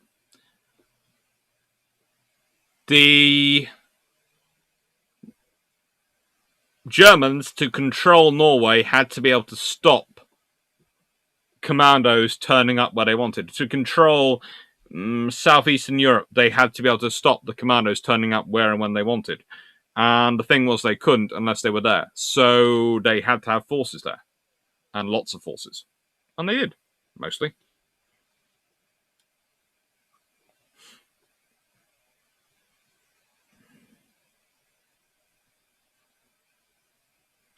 So basically, you start garrisoning harbors, ports, the coast, and you're protecting it because there might be an SBS team just about to turn up and blow up your bridge, your tunnel, which is on the coast, or do all sorts of nasty little things.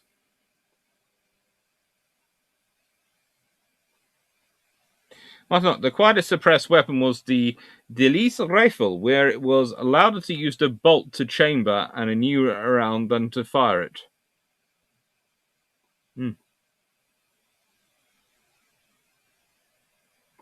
Carl Gasman, yes, £1,000, 1,000 ones. Well, wrist mounted are 30 at most. It was considered enough to take out someone who was in a uniform in World War II. So let's be honest, World War II uniform is not that.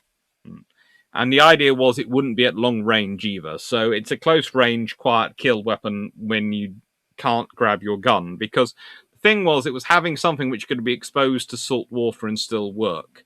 The guns tend to be stored away. That was the idea. It was found out later that well, let's put it this way.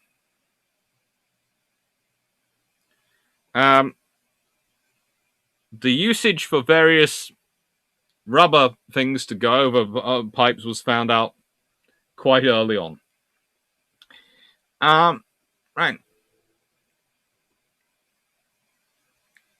In car, Operation Bitting to steal the German radar secrets is a note. Not sure who was involved. It was the regular commandos, which sounds really strange thing, but it wasn't any of the really super specialist ones. It was the regular commando unit was tasked with it. They had given some special training, but it was basically they needed that level of force, that level of numbers.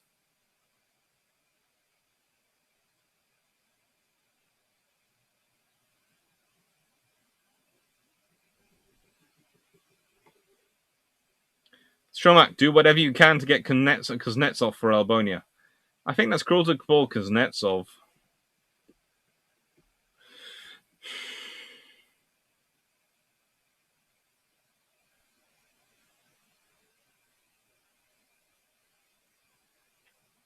Daniel Clark, Little Boat 2, Wars 2, The Channel, Norway, D-Day and Beyond, Little Boat 3, Wars 3, The Far East, possibly.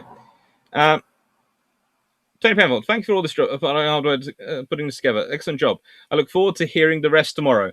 Telecom to attend now. Take care. Thank you. Steam White, grass spree type ships were what the Germans were allowed, so Germans designed them to look awesome rather than have real range, speed, and other useful. They're theoretically the maximum they're allowed to replace their pre-dreadnoughts, but they didn't have to do that. They could have replaced them with something viable. A supersized heavy cruiser would have been what I would have gone with. 8-inch guns rather than the 11-inch, and made it viable.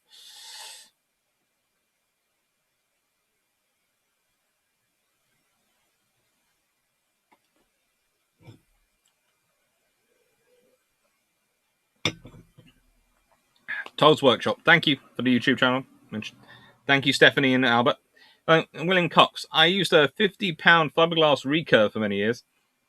Shooting at butts and shooting the clut. That's where the concept of volley fire originates. Yeah.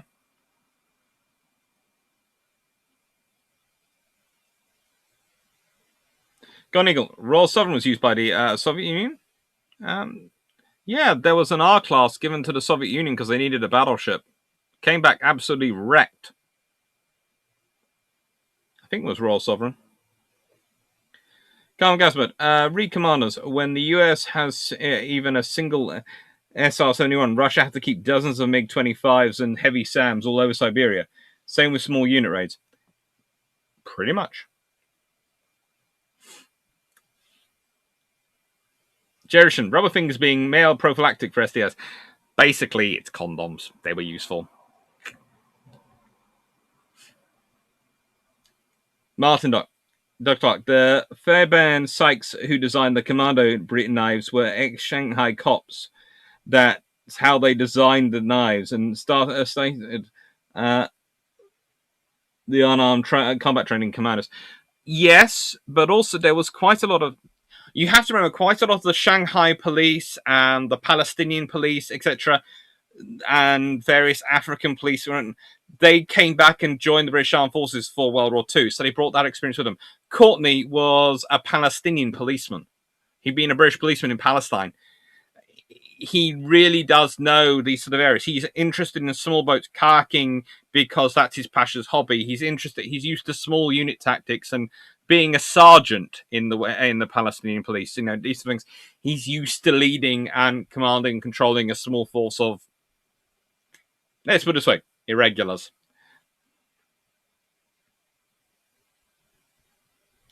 Dr. No, you misunderstand. I don't think the Soviet Union used her, more like abused her. Yeah, we'll go with that. They didn't really have. They wanted her, but they didn't have the facilities to maintain her. That's why the cruiser comes back fine, and the battleship, the British Royal Navy, they're sort of going, "What the frick have you done to this thing?"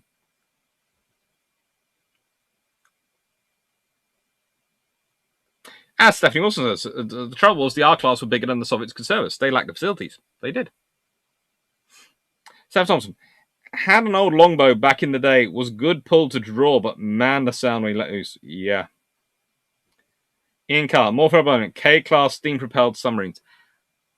Yeah. That's just not a great idea. Back in a second, just been called.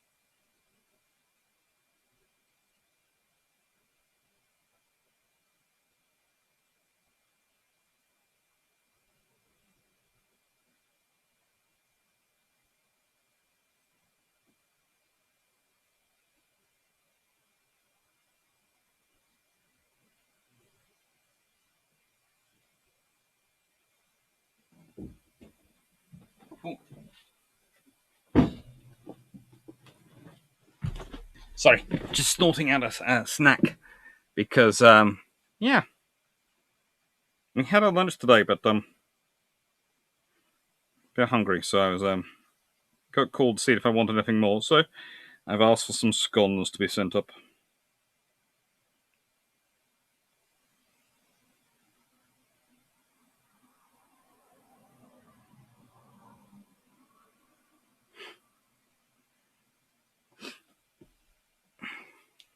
Should say thank you, shouldn't I?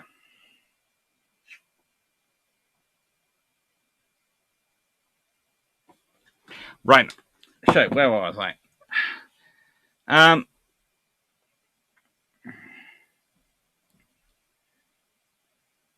Income more for no.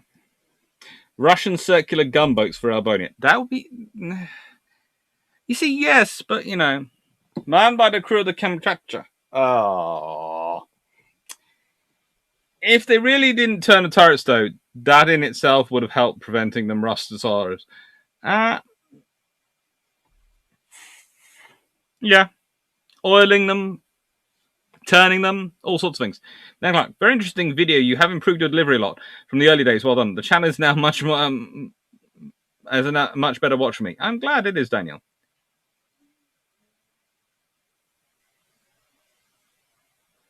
And yeah, as I've got better with the tech, things have, I hope, got better.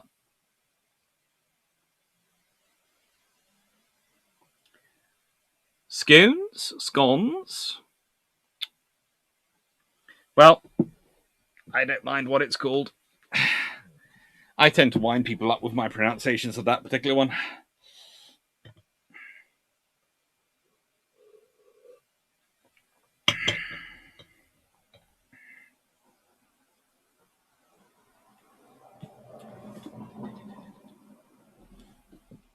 There's where the book's gone. Right then. So, Bill Trumps. Just a reminder. Tomorrow, Michael Clapp special comes out. 2 episodes will be coming out tomorrow. 2 episodes. It's a double feature. I have to say, I really enjoyed this book because of the maps in here as well, the pictures, and the fact is, it covers the SBS through sort of history. Has sort of all sorts of ideas of what they can get up to. Now, I have something in here written by Roger Keyes. Yes. Lay Force, the SBS and SAS were to get some ambitious side action. A daring, some said wild, mad, and plain daft scheme to infiltrate deep behind enemy lines to cause maximum commotion on the eve of the launch of Crusader. The plan was that the SBS would be responsible for delivery and recovery of virtually the entire remaining complement of Lay Force, led by Laycock himself and Lieutenant Colonel Geoffrey Keyes, son of Sir Roger Keyes, Director of Combined Operations in London. Yeah, that's the interesting thing. Both Keyes' son and Jellicoe's son end up running special operations and commandos. The raiding party would be put ashore from rubber boats launched from submarines, make their way to Rommel's villa, supposedly in the village of Bida Latoria, 185 miles inside enemy territory, and assassinate him. They would hit the German headquarters in the same place and blow up all telegraph and telephone installations in the area.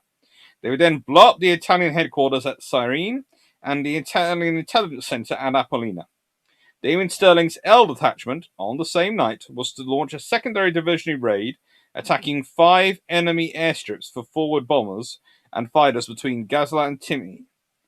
An historic event as the first ever raid of the fledgling SAS. They were to travel by submarines to a beach landing area, which had been surveyed by an SBS team consisting of Lieutenant Ingalls and Corporal Seven. They were to be taken to the area aboard the submarine Torbay a couple of nights before the raid, paddled ashore by canoe, and make a complete recce of the beach. They also met British intelligence officer Captain Jock Hazelden, disguised an Arab, who was to give the signal for the parties to come ashore on the night of 15th of November, when the raid would get underway. The party set off after nightfall aboard 2 submarines, Talisman and Torbay. That was the plan. You might as well have it. It's a good plan, but by gum. It's not what I want to think about. And, this is the point again about it being officer heavy. Look at the strength of the independent companies. 21 officers, 268 other ranks. So each of these companies were about 289 strong. In the end, a commando was about 450 strong.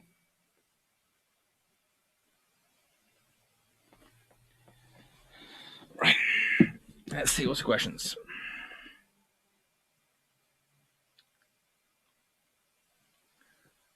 Jeff Beeler, Alaska class battle cruisers for Albonia. The point is that they're supposed to have things which aren't useful. The Alaska class are actually pretty useful. And pretty darn powerful. It's basically, Albonia is supposed to be getting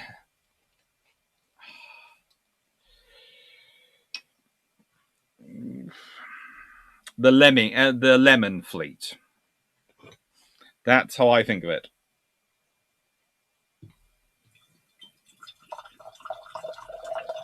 Dr. Clark, since Angus was doing the Arctic route anyway, they could have gone some maintenance in Scapa Flow. Not really. Scapa Flow doesn't really have much maintenance, but Firth of Forth, they could have certainly gone down to some maintenance, or Liverpool. Both in acceptable.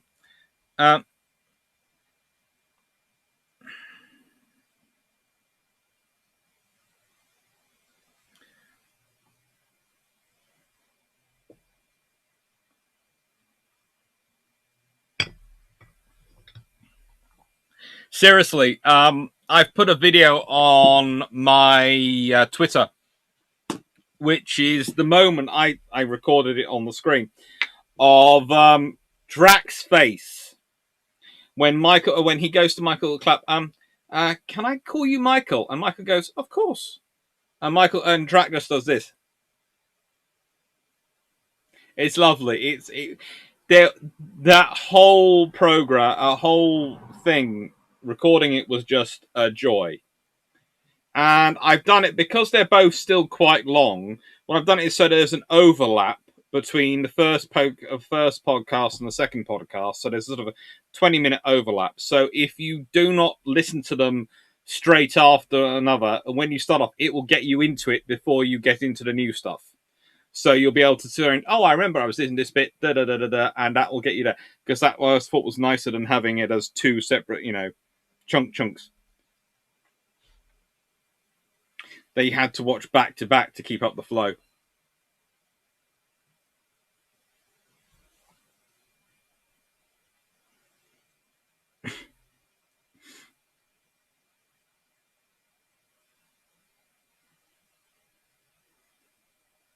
Calm Gansman, parameter of arming Albonia that the stuff must look good, at least superficially.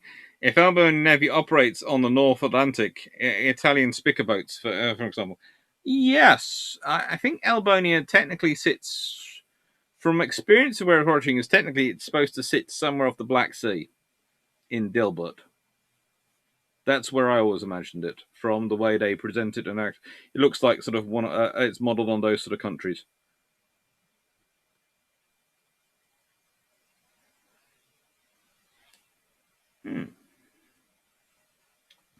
Calvin Gasman, a parameter of the arming. Said that. Jeff Bieler, how did the International Brigade veterans influence special operations? Not as much as you'd think. It's going to sound strange. The International Brigade troops and personnel were often. They found themselves more drawn to the more regular units than the commandos. A few did go into the commandos, yes. But most of them actually ended up in far more often in the regular units, and they were quite critical there. And you sort of realize the reason is that in forming in the international brigades, they'd been in regular conventional units which hadn't had much support or supplies. And they rather liked the concept of if they're going into war, they've got a full infantry battalion, they've got mortars, they've got heavy machine guns, they've got all the equipment they need. Whereas when you're a commando, you're going in light without half that equipment, and some of them didn't want to do that.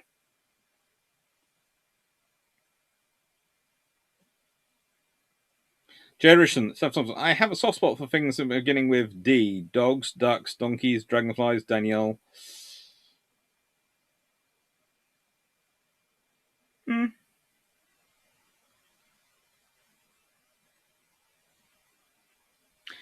I seem to be mixed between D's and L's.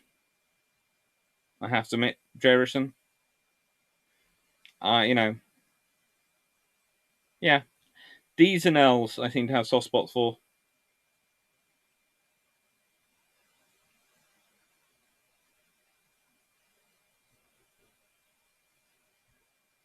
Nick Walters, Rommel's Villa. I wonder how much of that plan about the plan description was stolen for Eagle's landing plot. Silly film in lots of places, but Pleasance does a great Himmler. Yeah, there are all sorts of options put forward in it. All sorts of options.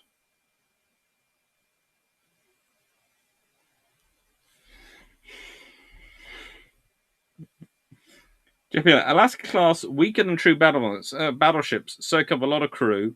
Greece received an Italian light cruiser she cannot use due to manpower concerns. Yeah, but the Alaskas they soak up a lot of crew. But if you don't have battleships or heavy cruisers, they are a good thing to have. For a nation which doesn't have them, or doesn't have much, it's a good thing to have.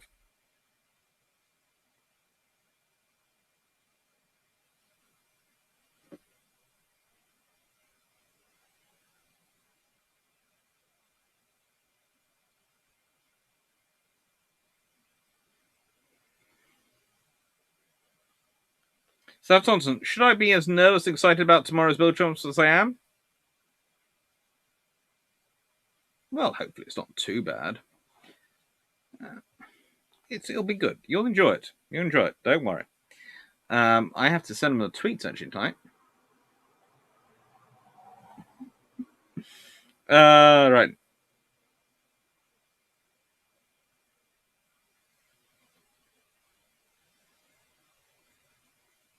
Carl Gasper, if Albonia is on the shore of the Black Sea, an Essex or two would do great.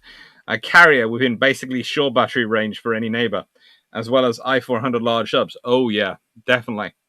And also, let's be honest, they're not the right carriers for being in range. Because if you're going to be in range like the Black Sea or the Mediterranean, you really want to be in a British armored carrier. You really, really want to be in a British armored carrier. Galen Gaswick, if Albonia is on the shore of Tim Coleman. Hi, Tim.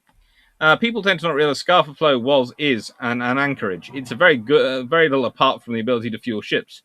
The ships should not really come alongside, let alone dock. No, it really isn't that great, Scarpa.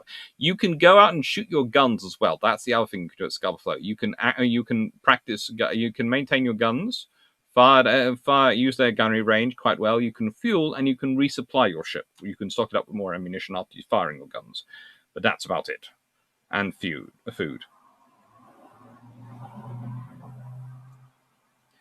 So anyway, was reading about the Spanish sub being built. Turned out to be 1,000 tons too heavy. Someone moved a decimal. Well, the sister ships we work with, the first sub to be sold to Albonia. Yeah, that's their new subs.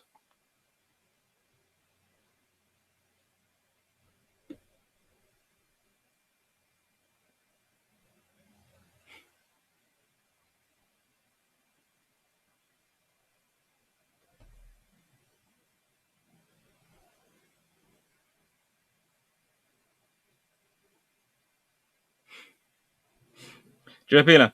Germany did think about trying to get authority to build light battle cruisers with 3 dual 12-inch guns, gun turrets, high speed, and light armor.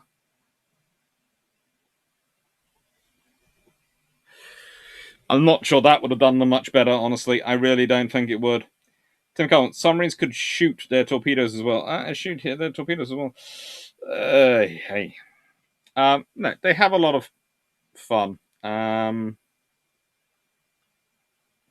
They do have a lot of fun with these things. Some of the stuff they get up to is really quite weird, though.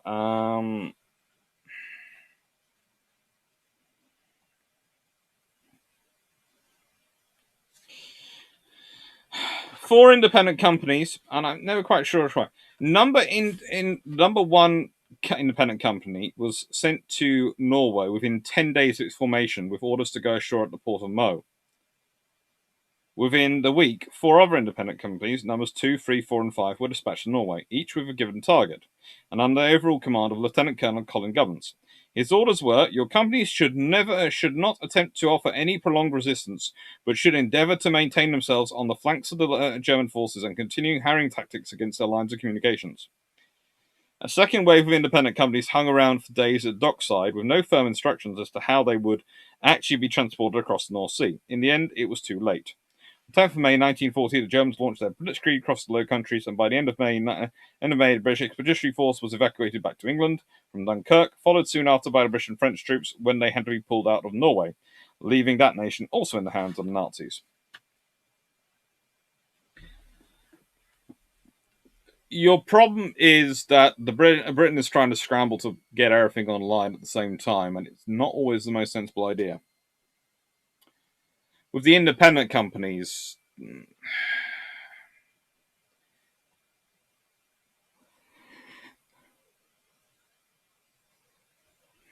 sort of wonder if they'd be more sensible if they'd actually, instead of landing independent companies all over the place, if they just reinforced Narvik.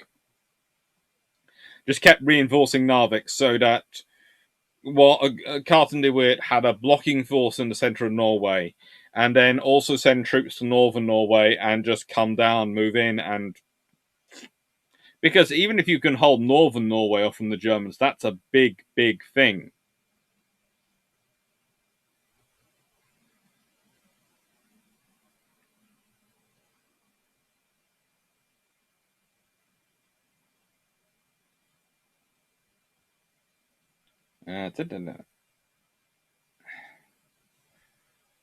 Right.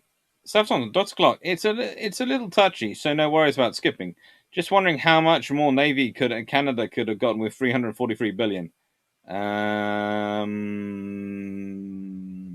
not sure what I skipped. I did skip some of the discussion about the Elbonian submarines, but you know. Hmm? C1, USS Enterprise, third of the four class carriers will be done soon. Meanwhile, the gutted E still unscrapped seems space to hold the deactivated reactors, not available till 2034. Mm-hmm. That wouldn't surprise me.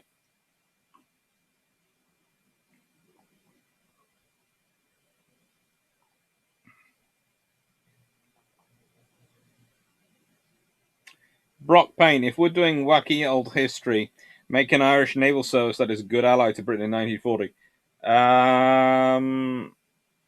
Buy a whole lot of flag class. The Irish Navy had going to be helpful because they could have become a East Atlantic equivalent to the Canadian Navy to allow the Royal Navy to concentrate on fighting battles.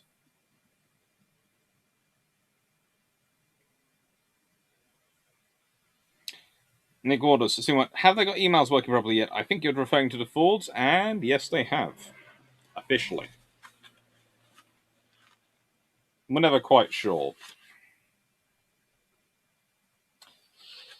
This is another phrase. The whole commando world attracted some very strange characters to it. Some were extremely confident people who were very successful later in the war. Several were just total eccentrics, but they added a lot of imagination to training and helped to develop the eventual character of the commandos. Yeah.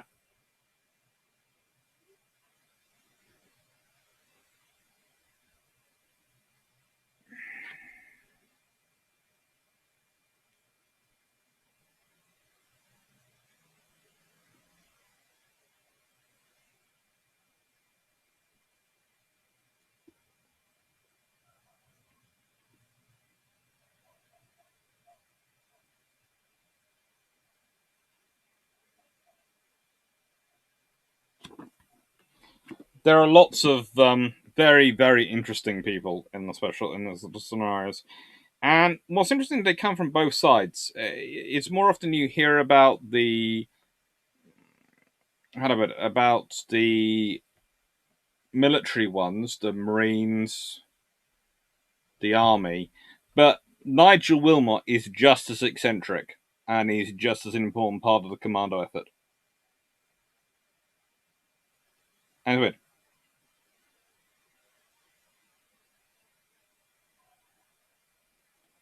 sometimes just like meant skipping that question. That dollar's the amount our government has tossed away since the current global issues thing held.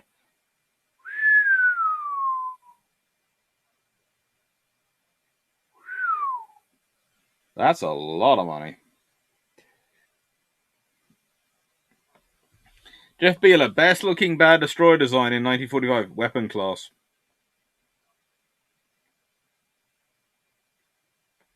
Sorry, they're an intermediate destroyer. I'm not really sure what they're there for.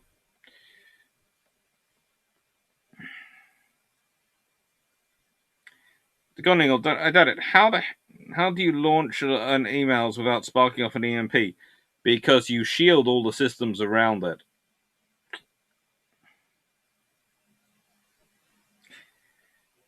Jerison, how about an island that actually does something against Germany aside from signing a book of condolences for Hitler and shooting down lost RAF planes? You know, these things happen. Also, you've basically broadcast your location with such an EM energy pulse.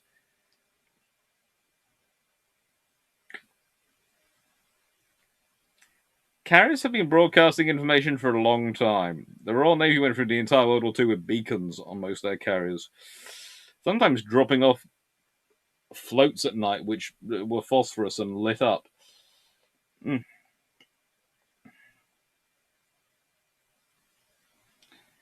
Propane. Had the Irish could probably even build many of their own flowers. That's the point.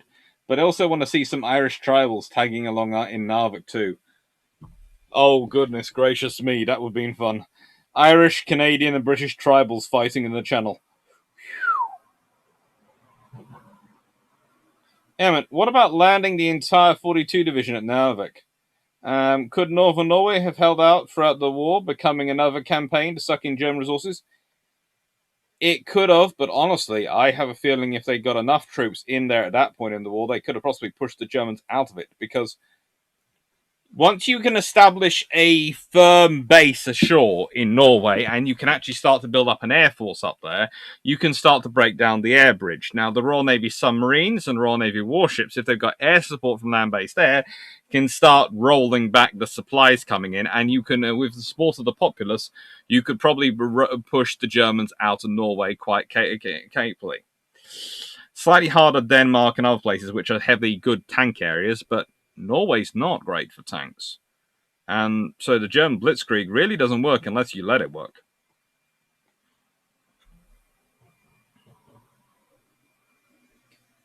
Jeff Beeler, Ire is too poor in 1939 to have much more than some fair miles. Bases in the southwest are more useful and most useful thing it can provide. Fair miles, I think it could have done, and I think, as I said, flower class corvettes, it could have done. That's not expensive either. Mondoc, has anyone mentioned the German commandos who rescue Mussolini? Not really yet, because we've been talking about British ones.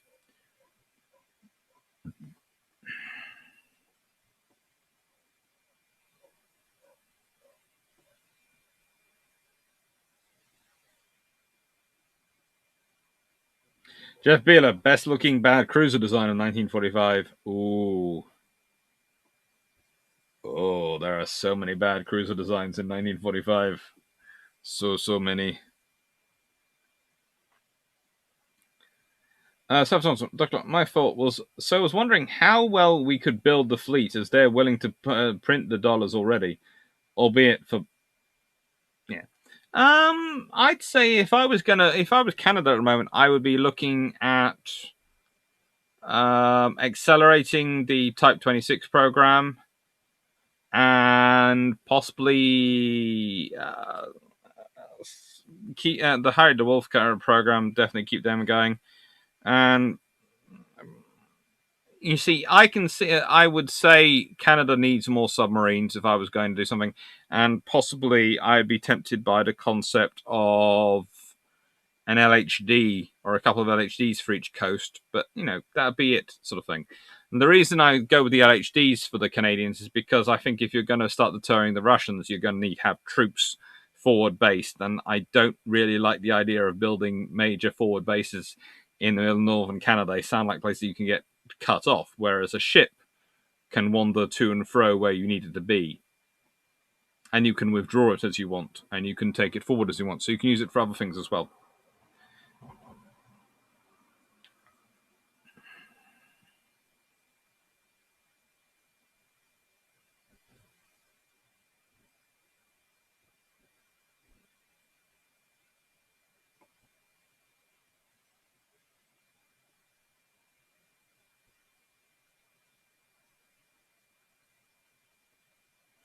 Plus, and I'm going to point this out just once, is if Ireland had started supplying troops, etc., and things as part of World War II, they would probably have found themselves getting the benefit of the Lend-Lease program and probably support from both Britain and America in terms of procurement, i.e. for Britain, the biggest trouble was occasionally was manning all the ships we were building, so we'd have probably said, right then, would you like some Flower-class corvettes? We'll build them for you and just hand them over for the war, you man them.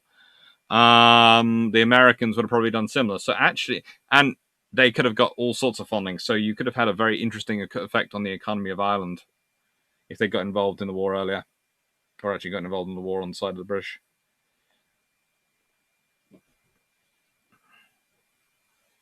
Jeff Wheeler, Narvik on North is in Allied hands in April 1940, but fall of France caused everyone but Norwegians to pull out. That is the problem. It caused them to pull out, and also some of the orders and structure they're giving them is just pulling them out, causing issues. And the equipment they send, and don't get me started on the gear that's sent to Norway for this is terrible. But I still think it could have been held if they'd wanted to, and if they'd supplied it. And I think if it had been held, it would have a very interesting effect on the North Atlantic campaign and on the Arctic campaign, because I think it allows the British to secure both sides. And if you've got aircraft able to fly across, it's just, it creates a far thicker mesh, hydrophones and all sorts of things you can lay across to both sides, because both sides are secure. That makes it far more difficult for the enemy to get through.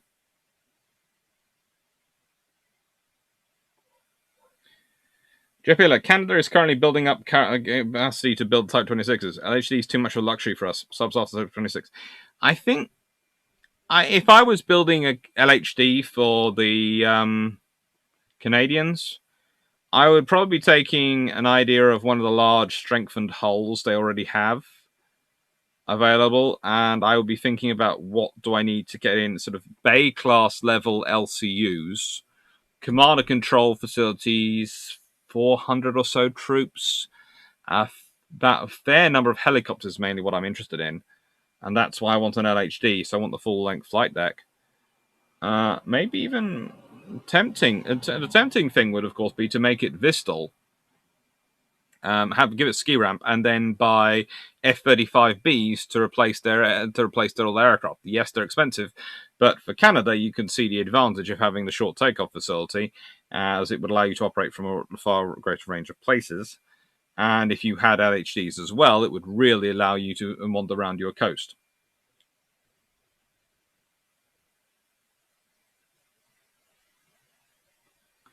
Jeff Peter, Air would have got Canadian corvettes, I think. More than likely. They'd have got corvettes.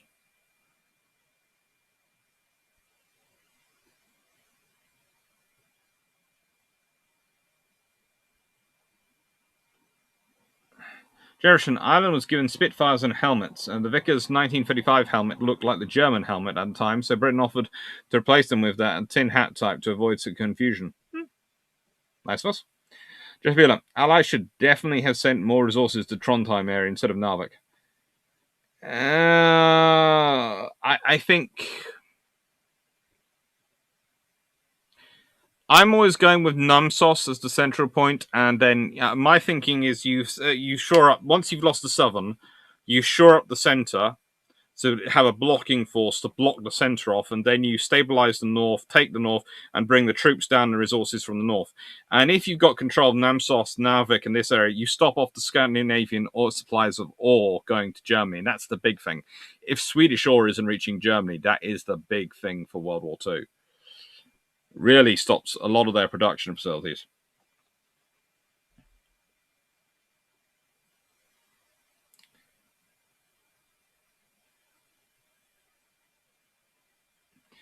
Shermack, Allied Ireland would probably get similar economic effect from long-range anti-submarine warfare and transit airfields like Newfoundland. Probably. Propane, one of Ireland's biggest assets to the Allies is just pure location, particularly Common Queenstown. Yeah, and you could do a lot with that in terms of protecting certain areas.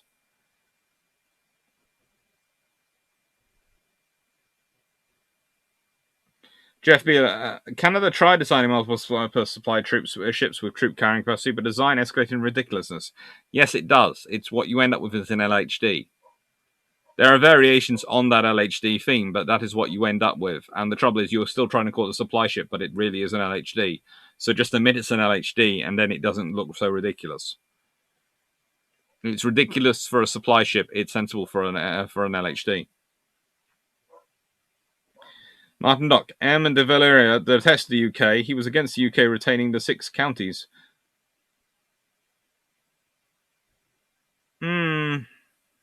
Yeah, but he was also worried about getting involved in the war in case Britain did fall.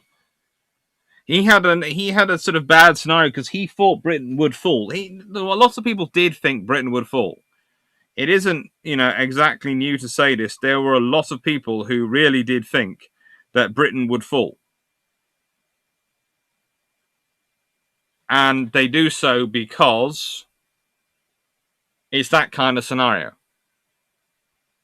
Everyone's fallen. France has fallen. All these countries are falling. Why is Britain not going to fall? And part of the fight back are these special forces. That's part of the reasons Britain doesn't fall, because Germany's dealing with them. Yes, honestly, after Norway, it doesn't have the destroyers. Yes, it has all sorts of other issues it's dealing with, and then it invades Russia and all these things. But it's also got the resources it's having to put to defend their coast and defend Norway and eventually defend various parts of Europe from British commando raids. Because if it can't defend against them, it loses control of the area.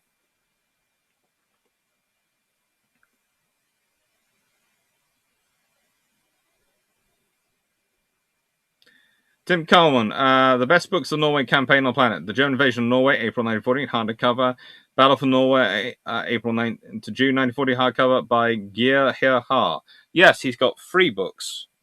And I have got all 3 of them sitting in the big box in there in front of me. And in the nicest way, I'm not going into the box this evening because it's buried underneath other books and it's got the camera on top of it. But those are good books.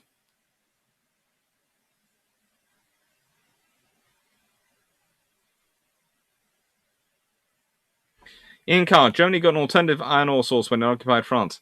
Not as good. And remember, that gives Britain's iron ore source as well, which is very useful because we just have to get it across the North Sea. And if you've got air bases on both sides, and if you've got ships able to go both ways, it creates a good shipping route for you.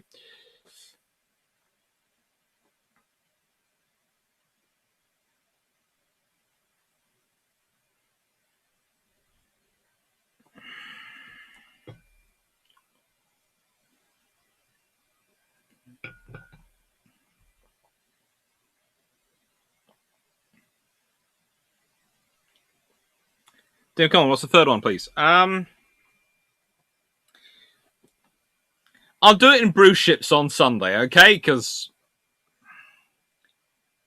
you can't see, but it's literally buried beneath books. But he did a whole series of 3. He did the Rising Storm, which is pre the invasion. So that you've got the German invasion of Norway, April 1940. You've got the book before it, and then you've got the battle for Norway. Found it, room for no mistake. Yep.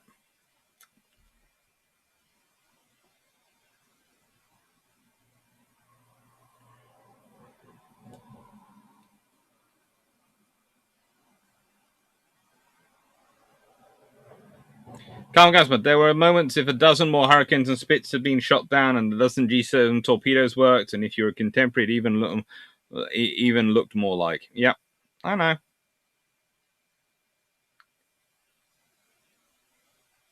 Steph Thompson, it's very hard to steamroll panzers across the English Channel, hence my little rant on Discord. Especially when Warspite was bearing down on them. Jerison, Mum, what history doesn't teach is the fact that the Irish Civil War displaced former loyalist families from the Free States, like my great grandmother. Civil wars are never good for anyone involved in them. Anyway, I will say, as we seem to have exported the commandos topic, I'm going to go finish at 9 o'clock this evening, so in about 10 minutes, roughly, because then I can go have my scones downstairs before I take the fluffy research assistant for a walk this evening. Trentilenko, how would a Narvik UK shipping route have been maintained in the face of Luftwaffe radio-controlled bombs in 42 to 43? The Med was bad enough with those weapons.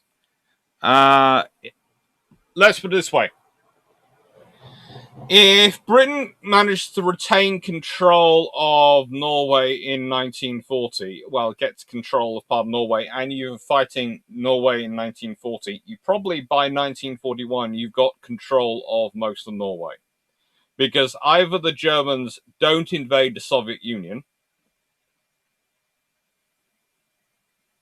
or they can't keep funneling resources over to fight in Norway. Norway is not going to be a winning sort of battle stream for them, especially as, to an extent, when the British have control of the sea, or as control of the sea as they achieve, they'll be able to resupply and mount amphibious operations as and where they wish to keep going round the Germans. And that's what the British would have done. The British, if they controlled it, would have then amphibious operation. Hello, we're here.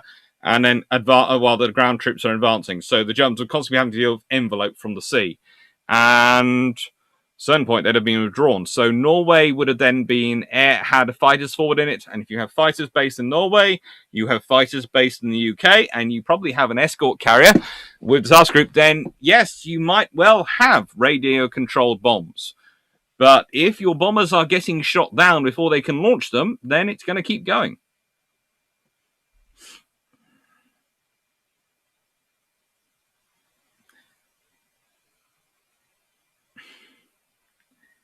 Martin Dock, Jerison, my grandfather came from Cork, 14 years during the war. He was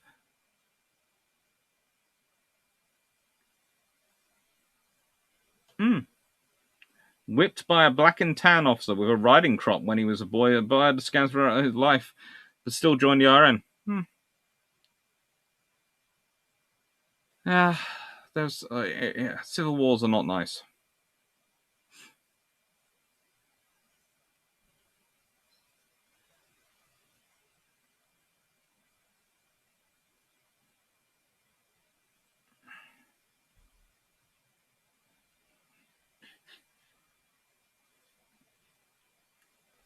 So you went, Mr. Chancellor Shaw, Warspite proved softness of German forces. So did the various Royal Navy destroyers in Narvik.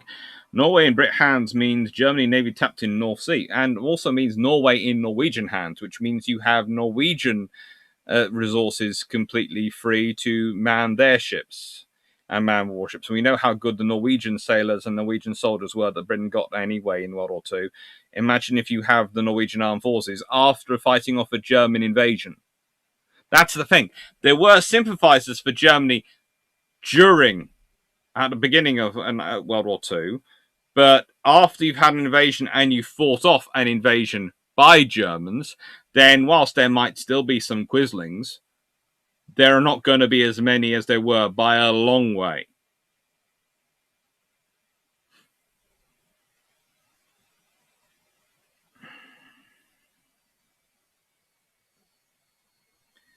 Paul Johnson, if Britain had held Norway, where would Tirpitz go, and would this mean heavy units at Scapa? If Britain had held Norway, you'd have probably seen, well, Tirpitz could have still based in Germany, but any time it tried to get out, Britain would have probably had better heavy units based in both Scapa and Norway. And you trying to get up? Hello, they're coming from both sides. You end up running, instead of the Greenland-Iceland gap, you're running the UK-Norway gap, and it's far easier to keep closed, especially once you have radar and all these things going through.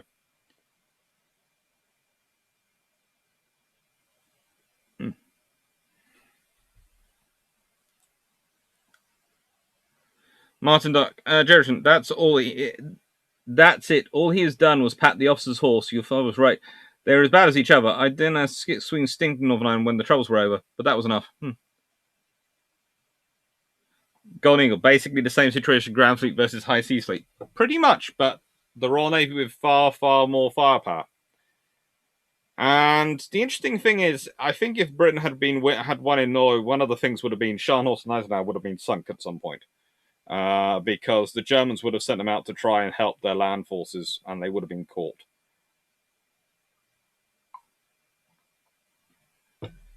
Which could have well changed the war.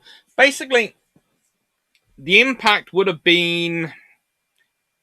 It would have meant that any submarines wanting to get to France would have had to go through the Channel or through a long way round with a lot less support around Norway.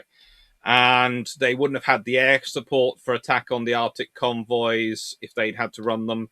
They wouldn't have had the threat of the major surface units to deal with in the Arctic. And the Germans would have been starting from that much further back. And also imagine this. British heavy bombers flying from Norway to attack Germany. Imagine that. Lancaster raids being launched from Norway. That's quite a big impact on World War II. It really is.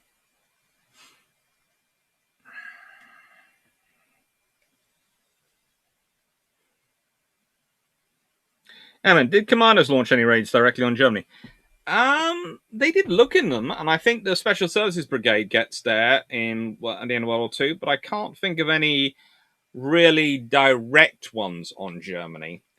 The only place really you'd have wanted to go would have been the parts of Germany which were exposed to the North Sea, and frankly, they were quite well guarded.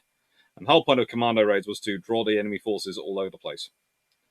Ian Carr, if Norway is divided, would Sweden have been dragged into the war on one side or the other? I think also that is one of the things. I think Sweden would have tried to avoid it, but I think Sweden would have ended up having to join in the war. Interesting thing would have been Finland. Would they have sided with Germany and gone to war against the Soviet Union? Or would they have decided that you have the Allies on one side defending Norway, and possibly Sweden joining in the war on the side of to defend Norway against German aggression? Would the Finnish have decided to go with that or against it? Probably they've gone with it, in which case could have been an interesting scenario where the Finnish end up on the same side as the Soviet Union and the Brits fighting Germany, rather than fighting the Soviet Union because they are the enemy who's been invading them. Because remember, the Finnish motivation for going to war against the Soviet Union was the Soviet Union had invaded them.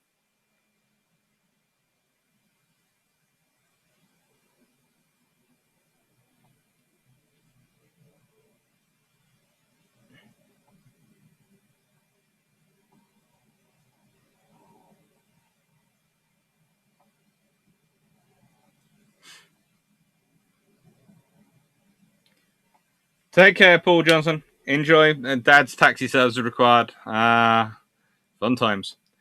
Usually in my family, it's cousin or brother taxi service is required. I'm good at those. If the Germans don't declare war in this scenario, I do wonder what the Soviets would do. Probably sit there and watch everyone beat each other up. That would be definitely a Soviet plan. Eamon, unless you want to invade Sweden, I think it would have been too easy for either side to dig in and hold a small but heavily fortified defensive position. British, amphibious, boom.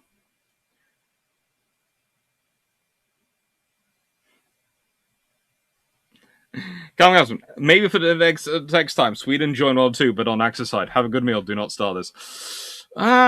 If the Swedes joined it on the Axis side, that could be interesting. But again, the thing is, the Swedish people, I'm not sure whether they would support their government on that one. That's the interesting thing.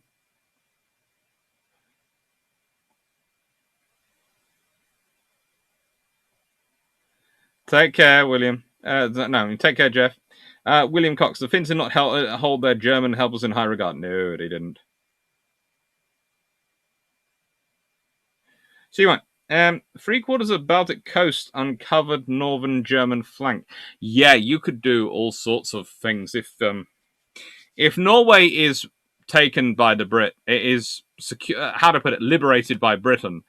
It does have a really big impact more. Anyway, take care, everyone. Thank you for all the chatting, all the super chatting, all the likes, all the sharing. Thank you for looking at the Discord. It's down below. Thank you for being here. Thank you for enjoying tonight, I hope. And thank you. I will go through to this point. Always remember, please, Twitter, Patreon, Global Maritime History. The Patreon fund is how I get my books at the moment because, as we all know, summer schools are closed. It's terrible. You know, usually my summer school is running boarding schools, basically, for a company called Justin Craig, who do revision centers. And it's quite fun being headmaster. My favorite one, which I've done, is Denston College, up in I think it's the Peak District. And it's really, really fun to go teach up there. Anyway, take care, everyone. Have fun. See you, Mike. Great doc. Got to run. Finally out of PJs. Enjoy, Stephen. Thank you, Greg. Thank you, J. A. Richardson. Thank you, J. Mark. Thank you, Martin. Thank you, Albert. Thank you, Vision. Thank you, Carl. Right. Take care, everyone. Have a nice evening. And let's see. Is there any last questions? Always a pleasure, Stafford. Thank you. Thank you, Jerison. Any last questions?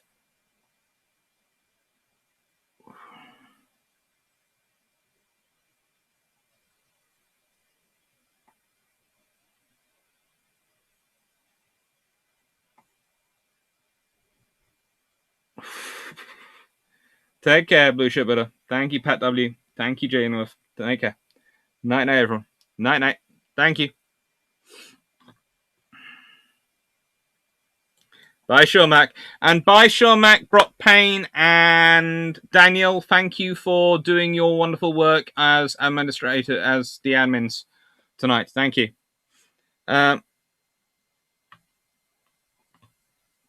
Eamon, I agree, but it takes time to build up an amphibious fleet to outflank German positions. The British were beginning to build them. Eamon, the British were beginning to build those ships already. They had some landing craft and these sort of things, even at Narva, even in Amsos. So they were starting to build them. They had the facilities. It would have taken a while, but when you've got the independent companies, commandos already be formed up, I think they'd have probably managed to do it. Anyway, take care and see you all Thursday for the Armada. Take care. Thank you. Thank you very much, everyone. Thank you.